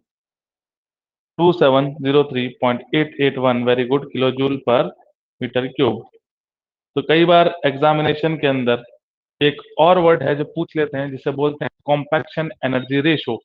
Compaction energy ratio पूछ लेते हैं, और वो कॉम्पैक्शन एनर्जी रेशो कैसे कैलकुलेट होता है? बस इन्हीं का रेशो, किसका? ये जो हमने अभी पढ़ा है, इन्हीं का रेशो, ये मॉडिफाइड डिवाइडेड बाय स्टैंडर्ड, इनका रेशो निकाल दो। और एक में क्वेश्चन है बेटा आपके लिए, जल्दी करो। एक मॉडिफाइड डिवाइडेड बाय स्टैंडर्ड कर दो, और एक Indian standard heavy weight divided by Indian standard light wait कर दो, और बताओ रेशो कितना आ रहा है। एनर्जी रेशो निकालना है आपको। कॉम्पैक्शन एनर्जी हमने निकाल लिया, उनका कॉम्पैक्शन एनर्जी रेशो मैं लिखता हूँ। नेक्स्ट हेडिंग आप बताइएगा। कॉम्पैक्शन वैल्यू सभी के पास है। Compaction energy ratio, compaction energy ratio की बात करते हैं। तो पहला हम डील कर रहे हैं किससे? Modified, modified Proctor test to standard Proctor test. Standard Proctor test क्या रेशो आ रहा है? पहला। और सेकंड हम बात कर रहे हैं Indian standard heavy weight compaction test, test to IS light weight compaction test. बताइएगा क्या आ रहा है रेशो? क्या आ रहा है रेशो? हैवी अपॉन में लाइट, हैवी अपॉन में लाइट, और मॉडिफाइड अपॉन में स्टैंडर्ड। अगर भाई रेशो है अपन, बस एनर्जी रेशो निकाला था, उनको वैल्यू को लो और डिवाइड करो। उनको वैल्यू, जो फाइनल वैल्यू है उसको लो, फाइनल जो वैल्यू है kilo joule per metre cube, उनको डिवाइड कर दो, आंसर आ जाएगा। मॉडिफाइड और स्टैंडर्ड को जब हमने डिवाइड किया तो आंसर कितना आ रहा है? 4.54 आ रहा होगा। चेक करिएगा, ये आ रहा है आपका 4.54। जब modified Proctor test divide by standard Proctor test किया, स्नेहल। और जब हम बात करेंगे हैवी वेट कॉम्पैक्शन टेस्ट और लाइट वेट कॉम्पैक्शन टेस्ट, तब कितना आ रहा है आंसर? 4.55, 4.55 क्या आ रहा है सभी का? तो ये रेशो है। हाँ, 4.55, वेरी गुड, ये रेशो है। तो जनरली अगर क्वेश्चन पे गिवन है ठीक नहीं, तो generally we are taking as 4.50। हम कितना लेके चलते हैं? राउंड ऑफ में 4.50, ये एग्जैक्ट वैल्यू है, ये एग्जैक्ट वैल्यू है। मॉडिफाइड बाय स्टैंडर्ड 4.54, और Indian standard heavy wait, Indian standard light wait 4.55, और अगर इन जनरल वो 4.50। ये भी डायरेक्ट क्वेश्चन पूछा गया है आपकी गेट में 1 मार्क्स में, इसलिए ठीक है, नोट करके डन करिएगा।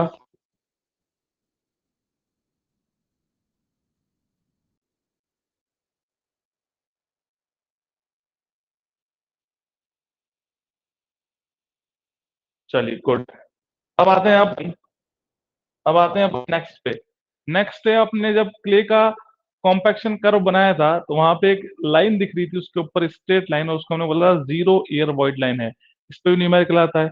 जीरो एयर वॉइड लाइन का मतलब क्या है सर? वहां पे डिग्री ऑफ सेचुरेशन 100% है, और वॉइड्स के अंदर एयर नहीं है, तभी तो उसको बोलते हैं zero air void line. Degree of saturation भी 100% है, एक इमेजनरी लाइन होती है, ठीक है। तो लिखिएगा zero air void line, zero air void line.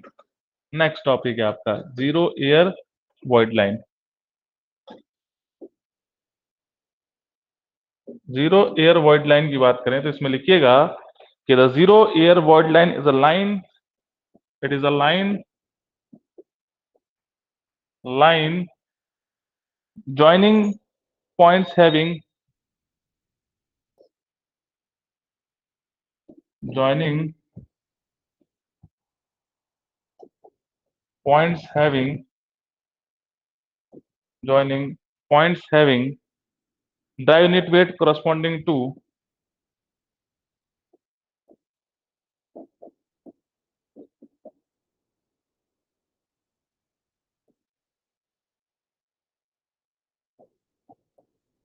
dry unit weight corresponding to 100% saturation, 100% saturation, 100% saturation at different moisture content, at different moisture content, at different moisture content, therefore it is called saturation line. इसलिए इसे क्या बोलते हैं? Therefore it is called saturation line. इसे saturation line भी कहते हैं. Therefore it is called saturation line. So it is a line joining point having dry unit weight corresponding to 100% saturation. Sir उन point उन dry unit weights को join करेगा जिसपे 100% saturation है different moisture content पे, इसे बोलते हैं saturation line और zero air void line. Zero air void line.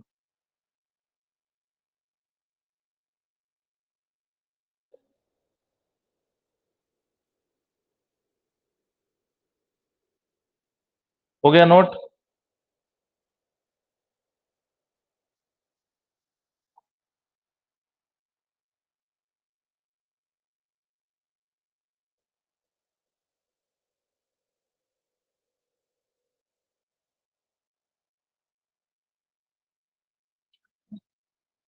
अब इस पे न्यूमेरिकल क्या आता है वो देखिएगा. इस पे न्यूमेरिकल क्या आता है और न्यूमेरिकल में फॉर्मूला क्या यूज करेंगे वो ज्यादा इंपॉर्टेंट है. गामा डी का फॉर्मूला क्या होता है? Gamma D is equal to gamma gamma D is equal to G gamma W upon में 1 + ई. यही होता है ड्राई यूनिट वेट का formula. G gamma W upon में 1 + E. S is equal to W G से we can write E is equal to W G by S. E को हम क्या लिख सकते हैं? W G by S. तो यहाँ पे जी गामा डब्ल्यू अपॉन में 1 + WG/S लिख दिया है यहाँ पे इसकी जगह इंस्टेड ऑफ ई. अब क्या बोलते हैं? S1 होता है किस पे? Sir zero air void line पे. जीरो एयर वॉइड लाइन पे जो डिग्री ऑफ सेचुरेशन होता है वो 1 होता है क्योंकि सॉइल सेचुरेटेड कंडीशन में होती है. तो ये जो ड्राई यूनिट वेट होगा इस ड्राई यूनिट वेट को हम क्या कर देंगे? गामा डी नॉट कह देंगे बस. तो एस को हमने क्या कर लिया? 1 कंसिडर कर लिया. तो जी गामा डब्ल्यू अपॉन में 1 + WG. एस की वैल्यू 1. अब क्या करना है? इस पूरी इक्वेशन को न्यूमरेटर एंड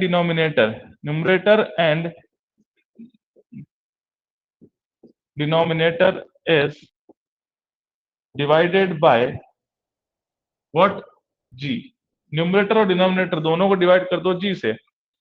यहाँ पे G gamma W divided by G और नीचे 1 + WG डिवाइडेड बाय जी से. तो यहाँ पे क्या बन गया? ये गामा डब्ल्यू आ गया. यहाँ पे 1/G प्लस डब्ल्यू आ गया. जी से जी कैंसिल आउट या 1/G. क्लियर हुआ? ये आ गया सभी का. तो यही तो होता है फॉर्मूला. यही तो होता है फॉर्मूला किसका? गामा डी नॉट या रॉ डी नॉट का. रॉ होगा तो रॉ डब्ल्यू हो जाएगा अपॉन में 1/G प्लस डब्ल्यू. ये फॉर्मूला होता है. इस फॉर्मूले का हमें यूटिलाइजेशन करना होता है. ठीक है. अब यहाँ पे गामा डी नॉट क्या है? गामा डी नॉट है dry unit wait. Dry unit wait at zero air void line. At zero air void line. Zero air void line पर जो ड्राई यूनिट वेट है उसे कहते हैं. लिखिएगा.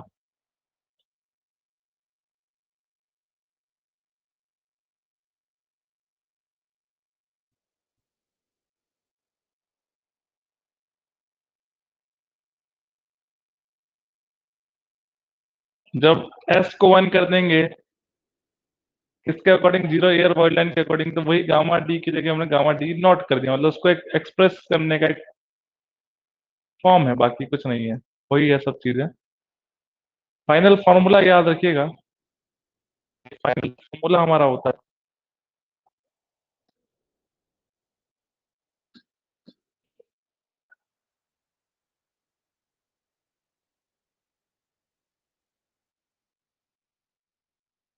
हो गया नोट?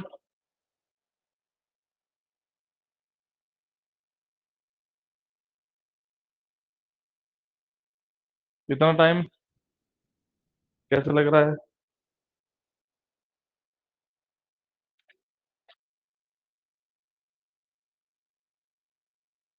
चलिए गुड। अब नेक्स्ट टॉपिक है compaction quality control. As a engineer आप अगर पोस्टेड हो गए, किसी भी आप साइट पे आप गए और वहां पे आपको कॉम्पैक्शन हुआ, आपको वहां पे क्वालिटी चेक करनी है, तो फील्ड पे जाके अगर आपको क्वालिटी चेक करनी है तो फील्ड पे क्वालिटी चेक करने के मेथड कौन कौन से होते हैं भाई? पहले कितनी उसकी डेंसिटी थी, ड्राई डेंसिटी, और कॉम्पैक्शन अगर आपने करवाया है उसके बाद जब आप एकदम विजिट पे गए, आपने फिर उसका सैंपल लिया, तो आप कौन सा टेस्ट करेंगे? तो वो test compaction quality control at the field और ऑन द साइट, या बोल सकते हैं इन सीटू। ठीक है, तो लिखिएगा compaction quality control, compaction quality control, compaction quality control की बात करते हैं, लिखिएगा। तो कॉम्पैक्शन लिखिएगा the compacted dry unit weight attained, the compacted dry unit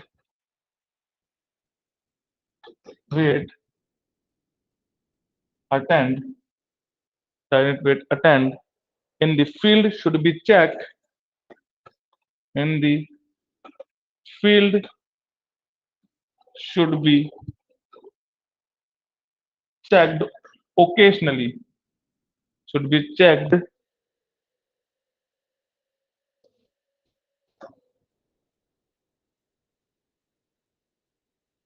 occasionally, occasionally for quality control, for quality control. तो क्वालिटी कंट्रोल के लिए क्या होता है कि फील्ड पे जहाँ पे कॉम्पैक्शन होता है वहां पे ओकेशनली क्या होते हैं, कुछ टेस्ट परफॉर्म किए जाते हैं, देखा जाता है कि जो वर्क हो रहा है वो प्रॉपर हो रहा है या नहीं हो रहा। तो कौन कौन से टेस्ट है, तो वो तीन लिखिएगा। First one is the new sand cone method, sand cone method, rubber balloon method,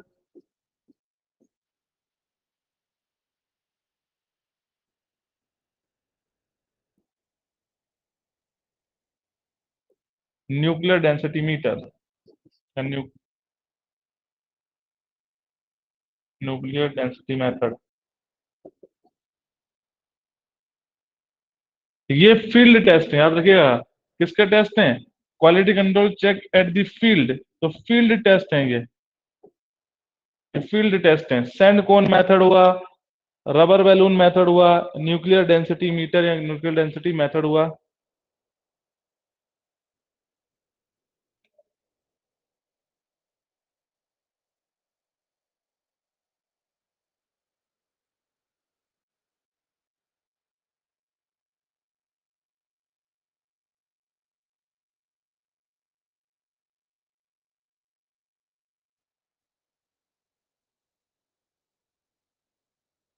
हो गया note?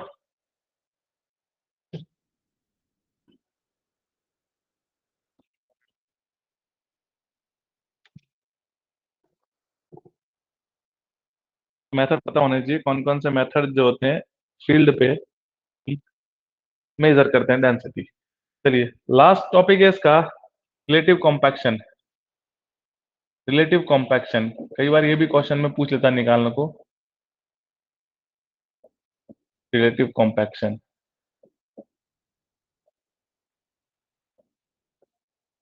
Relative compaction, relative compaction जो होता है वो gamma D eight the field divide by gamma D at the lab, या maximum, maximum कहाँ होता है? लैब में हो सकता है अचीव। ठीक है, फील्ड बाय लैब का रेशियो होता है रिलेटिव कॉम्पैक्शन। तो लिख दीजिएगा रिलेटिव कॉम्पैक्शन क्या होगा, गामा डी एट फील्ड या raw D eight field divided by raw D max.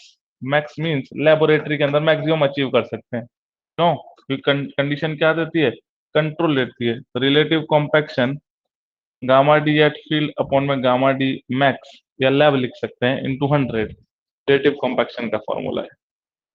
Degree of compaction को शो करता है कितना कॉम्पैक्शन हुआ है, कितना कॉम्पैक्शन हुआ है, ठीक है।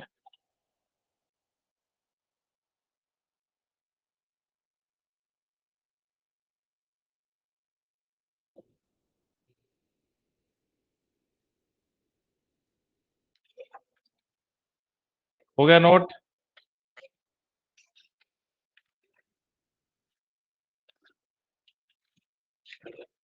चलिए गुड।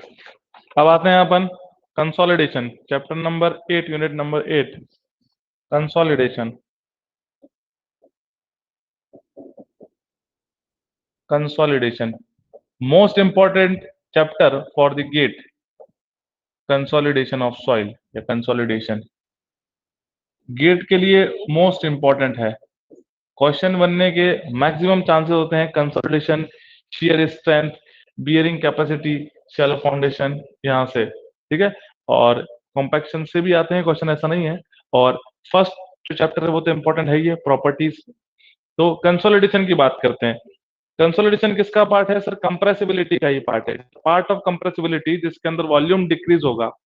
बट अब यहाँ पे क्या होगा, कॉम्पैक्शन के अंदर सर एयर का रिमूवल हुआ था या एक्सपोजन हुआ था एयर का, और यहाँ पे क्या होगा, यहाँ पे हमारा वाटर रिमूव होगा, ठीक है। एक्सपोजन या removal of the water from the soil mass by the application of pressure, ठीक है। ये था आपका क्या चीज, कंसोलिडेशन। ये कंसोलिडेशन तो लिखिएगा, कंसोलिडेशन के अंदर पहला point, the decrease in soil volume by,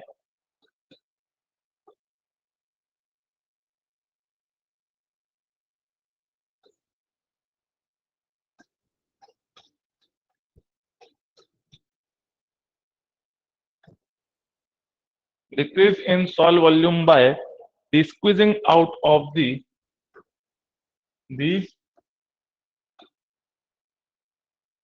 the squeezing out of the squeezing बोल दीजिए या expulsion, expulsion of the pore water pressure, of the pore water on account of pore water on the account of on the account of on the account of gradual dissipation of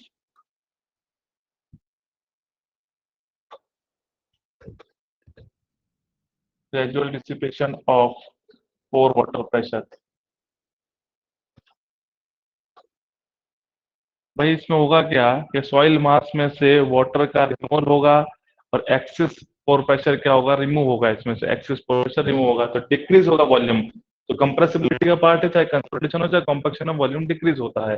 decrease in volume by the expansion या squeezing out of the pore water, pore water मतलब जो voids के अंदर water fill है वो, on the account of gradual dissipation of pore water pressure या gradual dissipation of excess pore water pressure, ये क्या होगा, रिमूव होगा। एक्सिस भी लिख सकते हैं, एक्सिस पोर्टर प्रेशर।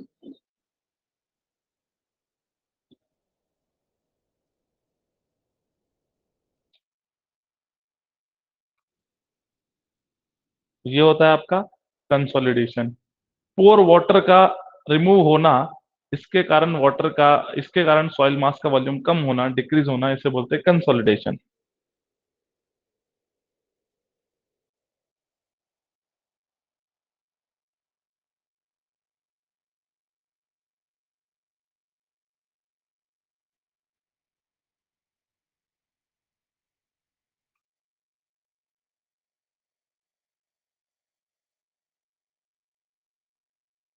हो गया नोट, जल्दी बताइए, fast.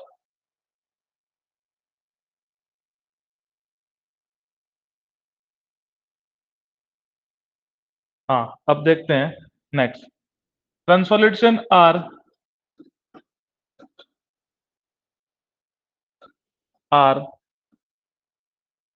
Classified into three types.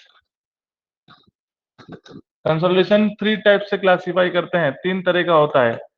Classified into three types, immediate consolidation या immediate settlement.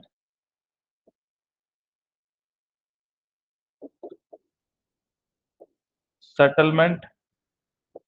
Second is primary consolidation.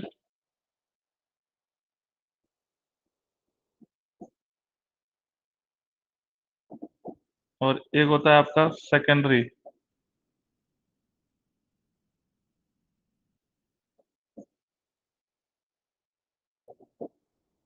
Immediate, primary और सेकेंडरी। कंसोलिडेशन को थ्री स्टेजेस में या थ्री तरह से क्लासिफाई किया है। इमीडिएट सेटलमेंट या इमीडिएट कंसोलिडेशन जो होता है, उसे कंप्रेसिबिलिटी भी कह सकते हैं, प्राइमरी कंसोलिडेशन और सेकेंडरी कंसोलिडेशन। अब इनके लिए एक वन वर्ड अपन कहेंगे और उस वन वर्ड को आप समझिएगा, उसके बाद इनकी सारों के बारे में हम डिटेल करेंगे। इमीडिएट सेटलमेंट में क्या होता है कि जब भी किसी सॉइल मास में, और वो सॉइल मास कैसी होगी, पार्शियली सैचुरेटेड। पार्शियली सैचुरेटेड होगी तभी ये दिखेगा। क्यों? क्योंकि इमीडिएट सेटलमेंट में रिमूवल ऑफ पोर एयर होती है। पोर एयर जो है वो रिमूव होगी किसमें, इमीडिएट सेटलमेंट के अंदर। पोर एयर अगर रिमूव होगी तो एयर किस में होती है सर, पार्शियली में होती है। ठीक है, ड्राई में भी होती है, बट ड्राई को फिर कंपैक्शन कंसोलिडेशन थोड़ी कहेंगे, फिर हम आगे कंसोलिडेशन करने वाले हैं।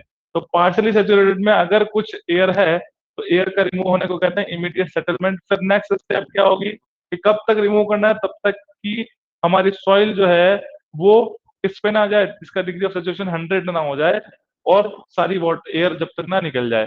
फिर एंटी कंसोलिडेशन के अंदर क्या होगा, प्राइमरी कंसोलिडेशन के अंदर हम क्या करते हैं, प्राइमरी कंसोलिडेशन में हम और लोड को अप्लाई बढ़ता है धीरे धीरे टाइम के साथ साथ स्ट्रेस।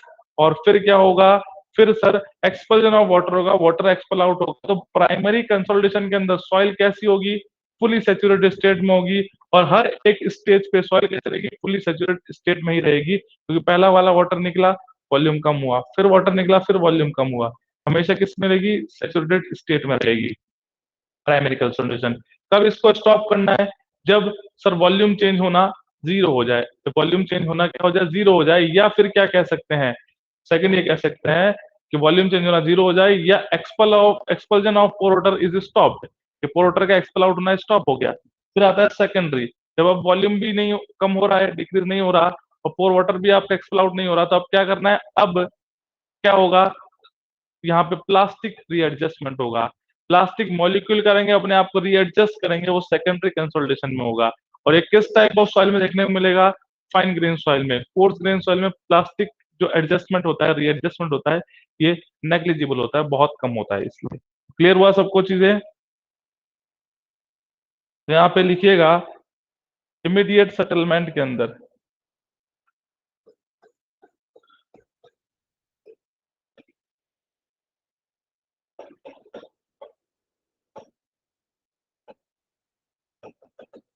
इमीडिएट सेटलमेंट में लिखिएगा expulsion of pore water from,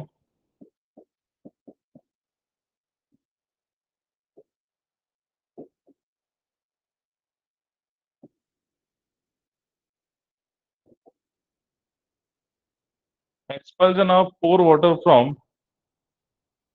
pore air. अरे वाटर कहाँ से, ये अपना कौन सा है, इमीडिएट है ना, exposure of pore air from partially saturated, partially saturated, partially saturated.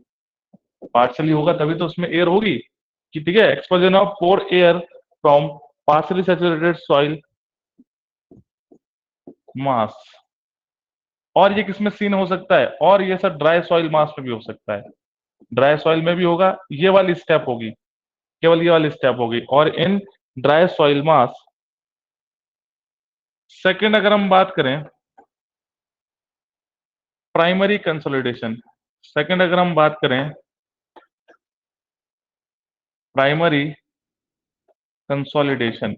अब प्राइमरी कंसोलिडेशन में क्या होता है सर, एक्सपल्जन होता है किसका, वाटर का।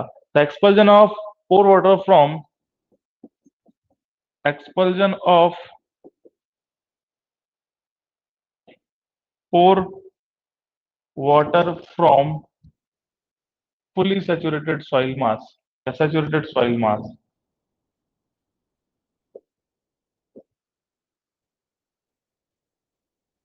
ठीक है, expulsion of pore water from fully saturated या saturated soil mass, primary consolidation is completed when, कब कंप्लीट होगा, primary consolidation is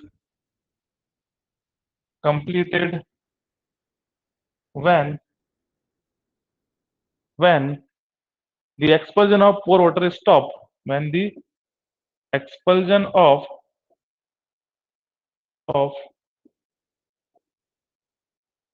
pore water stopped, expulsion of pore water stopped। ठीक है, soils remains in saturated condition, इसमें क्या होती है, soils remains in saturated condition, soils remains in saturated condition during the process of consolidation, during the entire process of, during the entire process of consolidation।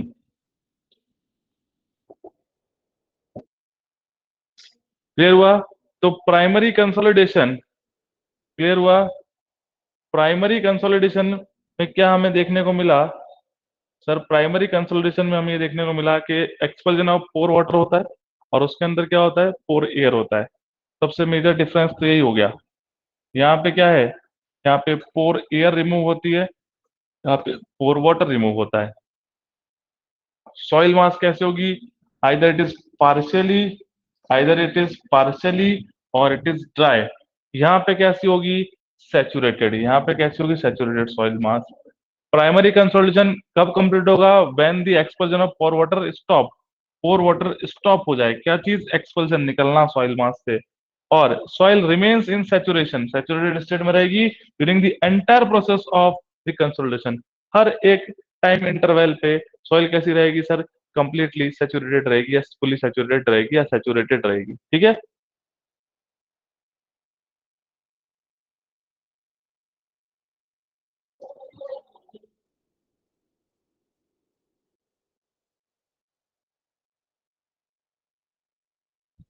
बात समझ में आई, उसमें air, इसमें water.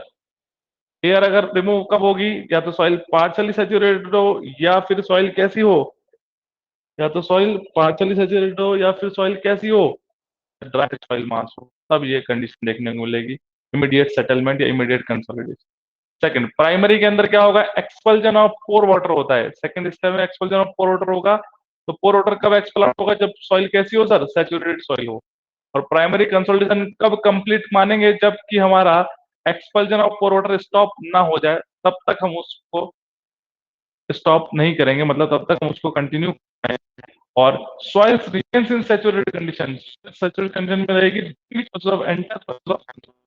तो किसी भी टी टाइम पे अगर देखें उस सॉइल मास को, तो डिग्री ऑफ सैचुरेशन क्या होगा, उस डिग्री ऑफ सैचुरेशन उसके अंदर एस इज इक्वल टू 1 रखेगा, किसी भी टी टाइम पे अगर हम देखें तो। नोट करिएगा,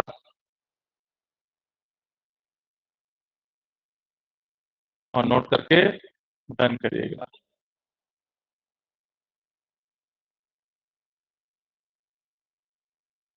वेरी गुड। अब आते हैं अपन नेक्स्ट पे, सभी का हो गया, यश के अलावा,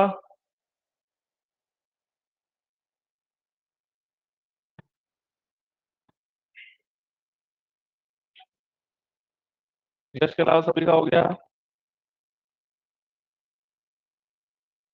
ओके डन। अब आते हैं हम, third is the secondary consolidation. Secondary consolidation, secondary consolidation के अंदर क्या होता है, ये बात बड़े ध्यान से सुनिएगा सर, इसमें प्लास्टिक रीएडजस्टमेंट होता है, प्लास्टिक रीएडजस्टमेंट होता है इसमें। द सेकेंडरी कंसोलिडेशन के अंदर किसमें देखने को मिलेगा? इन फाइन ग्रेन सॉइल में देखने को मिलेगा। तो लिखिएगा, due to the gradual readjustment और प्लास्टिक रीएडजस्टमेंट। किससे होता है ये? Due to the gradual readjustment and plastic readjustment of clay. Fine grain soil में देखने को मिलती है प्रॉपर्टी, इसमें देखने को मिलती है, फाइन ग्रेन सॉइल में देखने को मिलती है। Due to the gradual readjustment and plastic readjustment of clay in order, reason क्या है? इन order to make stable configuration, in order to make stable configuration, ताकि वो स्टेबल कॉन्फ़िगरेशन में आ सके, एक स्टेबल मास में आ सके। जब उस पे इतना हमने कॉम्पैक्ट कंसोलिडेशन किया है, जैसे ही वो बाद में जैसे लोड हटाएंगे तो वो क्या अपने आप को रीएडजस्ट करेगी और एक स्टेबल मास के अंदर कन्वर्ट हो जाएगी, जिसमें अब कोई वेरिएशन नहीं होगा। तो ये किसमें देखने को मिलती है? It is only available in clay या फाइन ग्रेन सॉइल, जिसमें ग्रेजुअल रीएडजस्टमेंट होता है, या क्या बोल सकते हैं, प्लास्टिक रीएडजस्टमेंट होता है उसके अंदर। क्यों होता है? ताकि वो एक स्टेबल कॉन्फ़िगरेशन में आ सके, जो उस पर स्ट्रेस, जो उस पर प्रेशर लगा था, जैसे रिलीव होगा तो वो अपने ओरिजिनल पोर्शन में आ जाएगी। तो कोर्स ग्रेन सॉइल में नेग्लिजिबल होता है। कोर्स ग्रेन सॉइल में क्या होता है? ये नेग्लिजिबल होता है, होता तो है बट इट इज नेग्लिजिबल। हो गया note?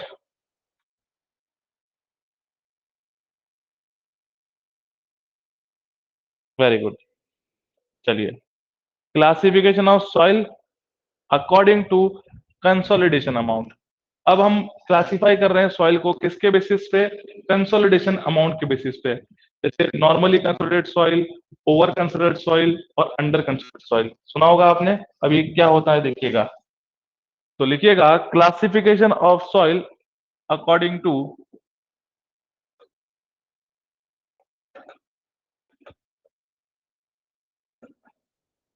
Of soil according to consolidation amount. किसके बेसिस पे? कंसोलिडेशन अमाउंट के बेसिस पे। हमने इसको क्लासिफाई किया है 3 पार्ट में। कौन कौन सा? Under consolidated, under consolidated clay, clay या सॉइल, नॉर्मली कंसोलिडेटेड सॉइल और ओवर कंसोलिडेटेड सॉइल। किसके बेसिस पे? कंसोलिडेशन अमाउंट के बेसिस पे। कंसोलिडेशन अमाउंट के बेसिस पे soils are classified into 3 types: under consolidated, normally consolidated and over consolidated. देखिएगा, under, over and normally consolidated.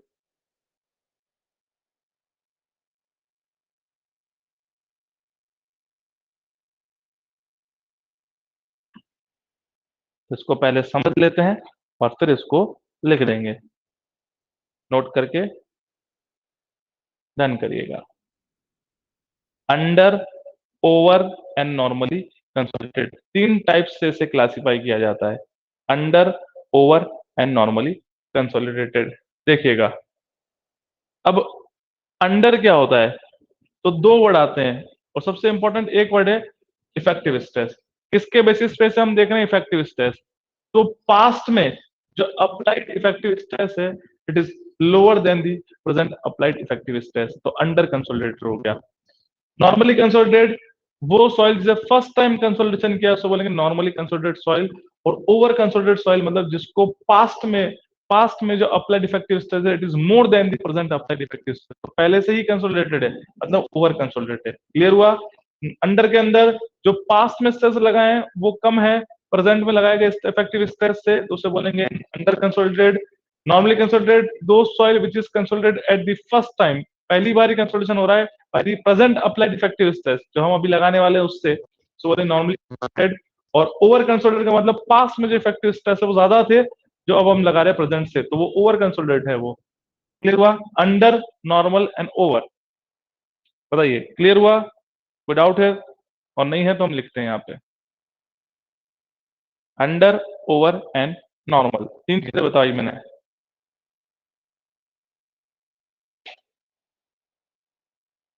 चलिएगा, पहला हम लिखते हैं under consolidated, under consolidated soil, under consolidated clay. तो यहाँ पे क्या लिखिएगा? इसमें लिखिएगा कि those soil which have been subjected to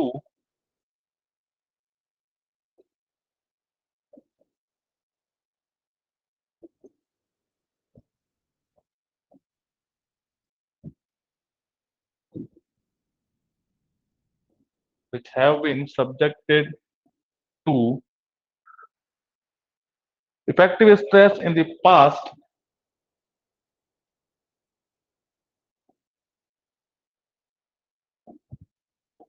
in the past is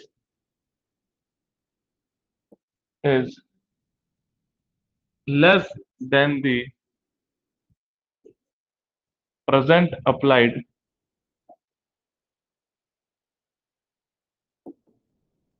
effective stress।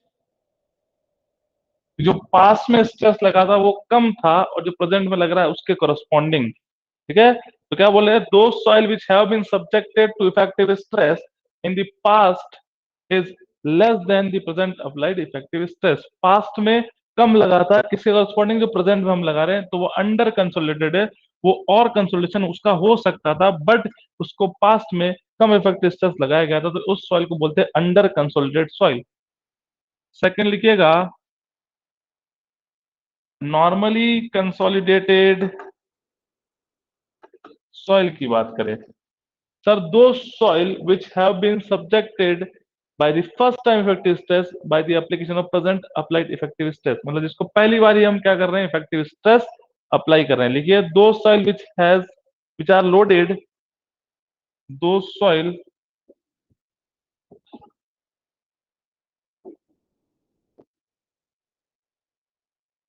Eight the at the loaded at the first time to the present applied effective stress.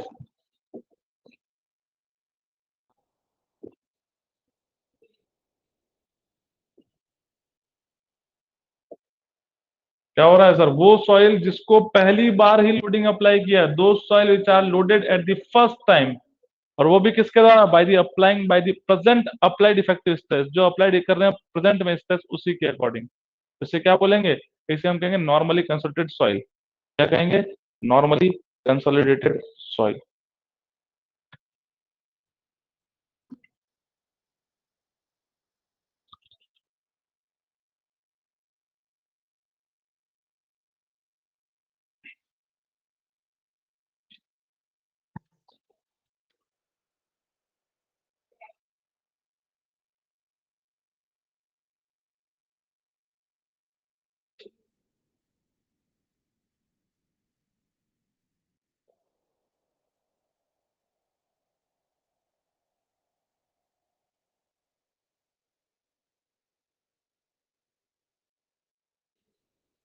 Doubt है इनमें कोई? बताओ। और नोट कर लिया तो डन करो। कोई भी दिक्कत हो, कोई भी इश्यू हो, बताओ। और अगर नोट कर लिया है तो फिर डन करो।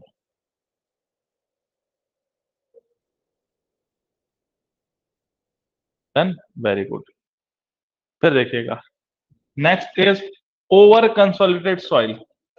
अब समझ में आ गया होगा, ओवर कंसोलिडेटेड, जिसमें जिसमें क्या होगा सर? पास्ट में जो लगाया था इफेक्टिव स्ट्रेस वो ज्यादा था bye the present apply effective stress, जो अब लगा रहे हैं उससे। ठीक है, तो ओवर कंसोलिडेटेड, उसे प्री कंसोलिडेटेड सॉइल भी कहते हैं। तो लिखिएगा, ओवर कंसोलिडेटेड सॉइल के अंदर the soil which have been subjected to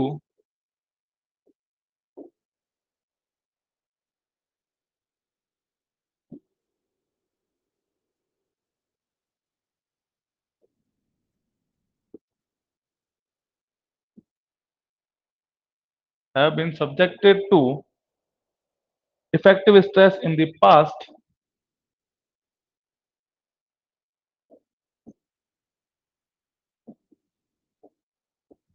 in the effective stress in the past greater than the present applied effective stress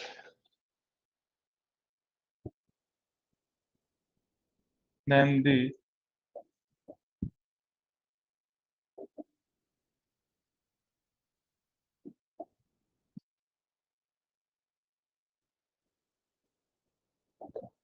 present applied effective stress कि sir वो soil जिसपे सब्जेक्टिव स्ट्रेस लग रहा था past में वो ज्यादा था किसके जो प्रेजेंट में लग रहा है उसके इफेक्टिव स्ट्रेस के करस्पॉन्डिंग।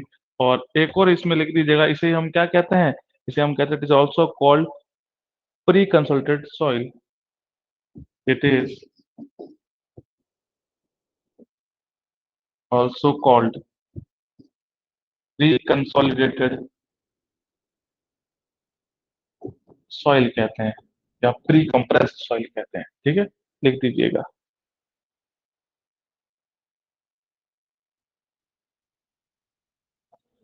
ओवर कंसोलिडेटेड, ओवर मतलब ज्यादा, पास्ट में ज्यादा लग रहा था तो हम प्रेजेंट में लगा रहे हैं करस्पॉन्डिंग। पास्ट में ज्यादा लग रहा था जो हम प्रेजेंट में लगा रहे हैं उसके कॉरस्पॉन्डिंग।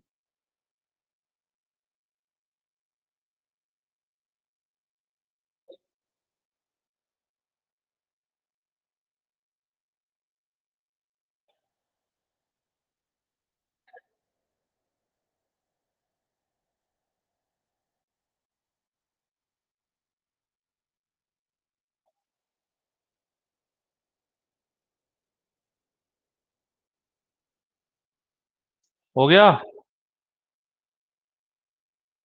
डन, क्या कोई डाउट?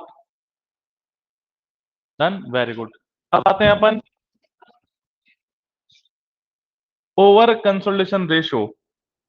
ओवर, नेक्स्ट टॉपिक है ये, ओवर कंसोलिडेशन रेशियो जिसे कहते हैं ओसीआर। ओसीआर कई बार पूछ लेता है ओवर कंसोलिडेशन रेशियो क्या होता है। It is the ratio of maximum effective stress applied at the path divided by the present applied effective stress. OCR क्या होता है? It is the ratio of maximum effective stress applied at the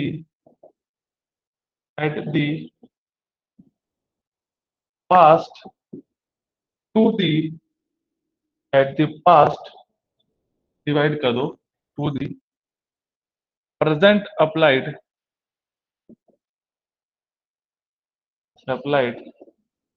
effective stress. Past by present का ratio था बेटा, it is the maximum effective stress applied at the past by present का क्या चीज, effective stress. Past by present का ratio होता है, इससे बोलते हैं ओसीआर। ठीक है, maximum effective stress applied the past divided by present applied effective stress. तो ये normally consolidated clay, over consolidated clay और अंडर कंसोलिडेटेड क्ले के लिए कितना होता है? O C R for normally it is equal to 1। Over के लिए O C R is greater than 1 और अंडर कंसोलिडेटेड क्ले के लिए O C R is less than 1। तो ये कुछ डाटा है, ये भी लिख लीजिएगा। Normally consolidated clay, over consolidated clay या under consolidated clay, OCR is equal to 1, OCR is greater than 1 and OCR is less than 1। Under में लेस देन, ओवर में ज्यादा और नॉर्मल में इक्वल टू 1।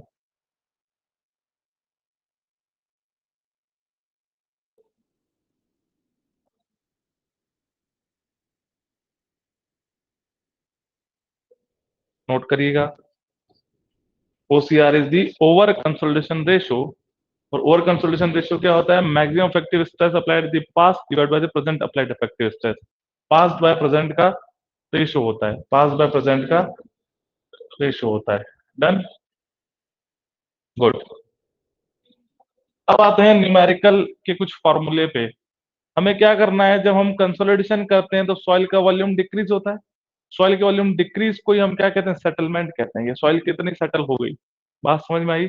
हम कंसोलिडेशन करते हैं मतलब वॉल्यूम डिक्रीज करते हैं, और वॉल्यूम डिक्रीज की बात करें तो हाइट या थिकनेस जब आपका सेटलमेंट होता है उसे ही हम डिक्रीज वॉल्यूम हाइट को कितना सेटल हुआ वो हम मेजर करते हैं।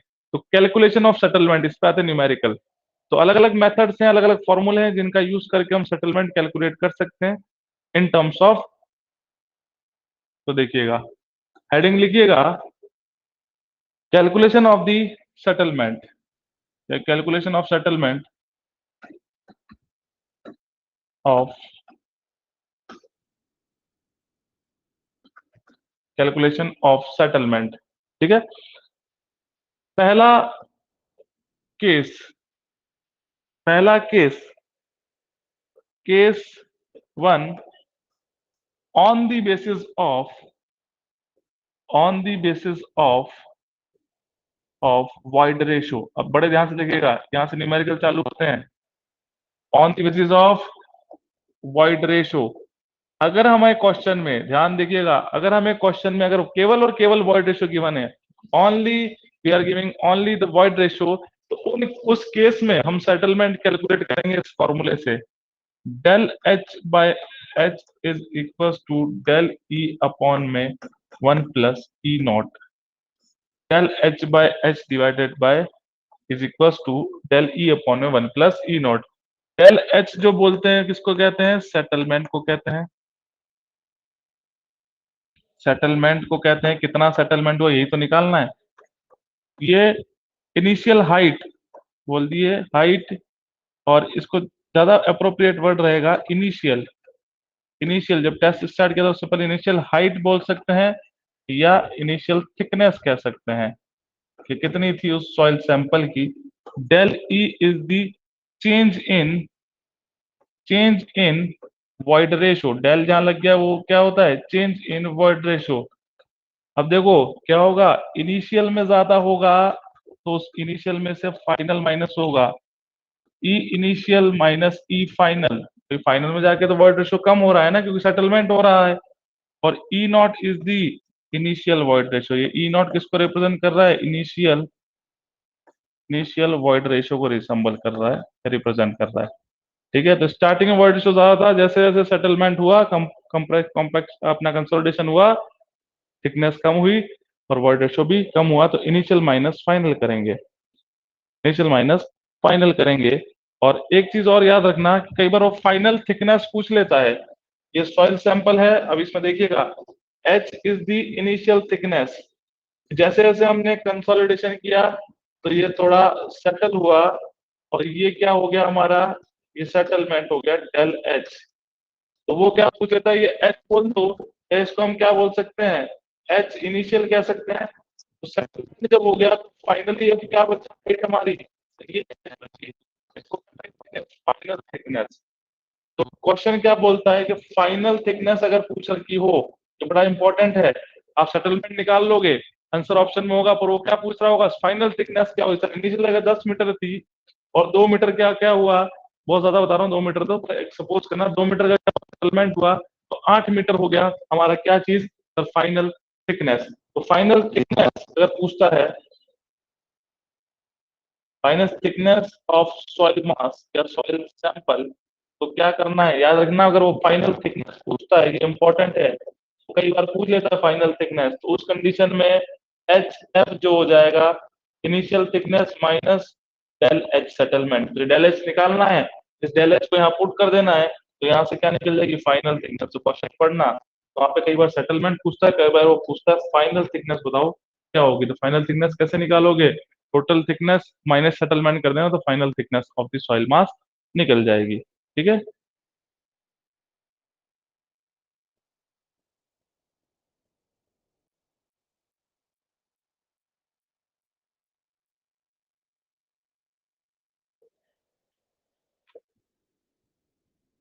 कोई डाउट है तो बताओ। तो पहला ये जो फॉर्मूला है, ये पहला फॉर्मूला किसके था, किस बेसिस पे था, तो it is on the basis of void ratio, void ratio के बेसिस पे था, on the basis of void ratio, इसके बेसिस ऑफ वॉइड रेशो के। अगर क्वेश्चन में केवल और केवल वॉइड रेशो ही गिवन हो, केवल और केवल वॉइड रेशियो ही गिवन हो, उसके अलावा कोई डाटा ना गिवन हो, तब इसको यूज करेंगे। अगर सर और अगर डाटा गिवन है तो उसके लिए अलग फॉर्मूले हैं, वो केस अलग हो जाएगा। तो हम किसकी बात कर रहे हैं? हम बात कर रहे हैं केस वन की बात कर रहे हैं अभी। अभी हम किसकी बात कर रहे हैं? केस वन की बात कर रहे हैं। तो on the basis of void ratio, on the basis of void ratio की हम बात कर रहे हैं। तो वॉइड रेशियो के बेसिस में डेल एच अपन में H, del E upon one plus E naught, ये हो गया सेटलमेंट, ये इनिशियल थिकनेस या thickness, change in void ratio, initial minus final हो गया, और ये क्या हो गया? Initial void ratio.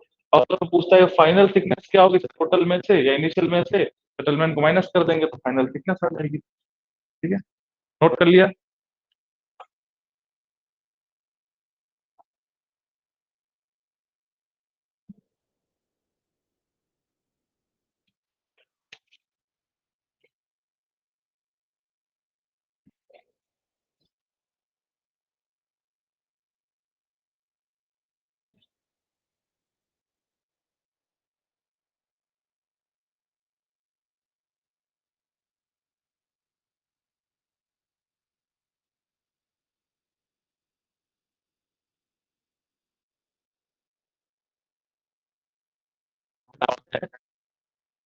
और नोट कर लिया है तो डन करिए। Done, very good.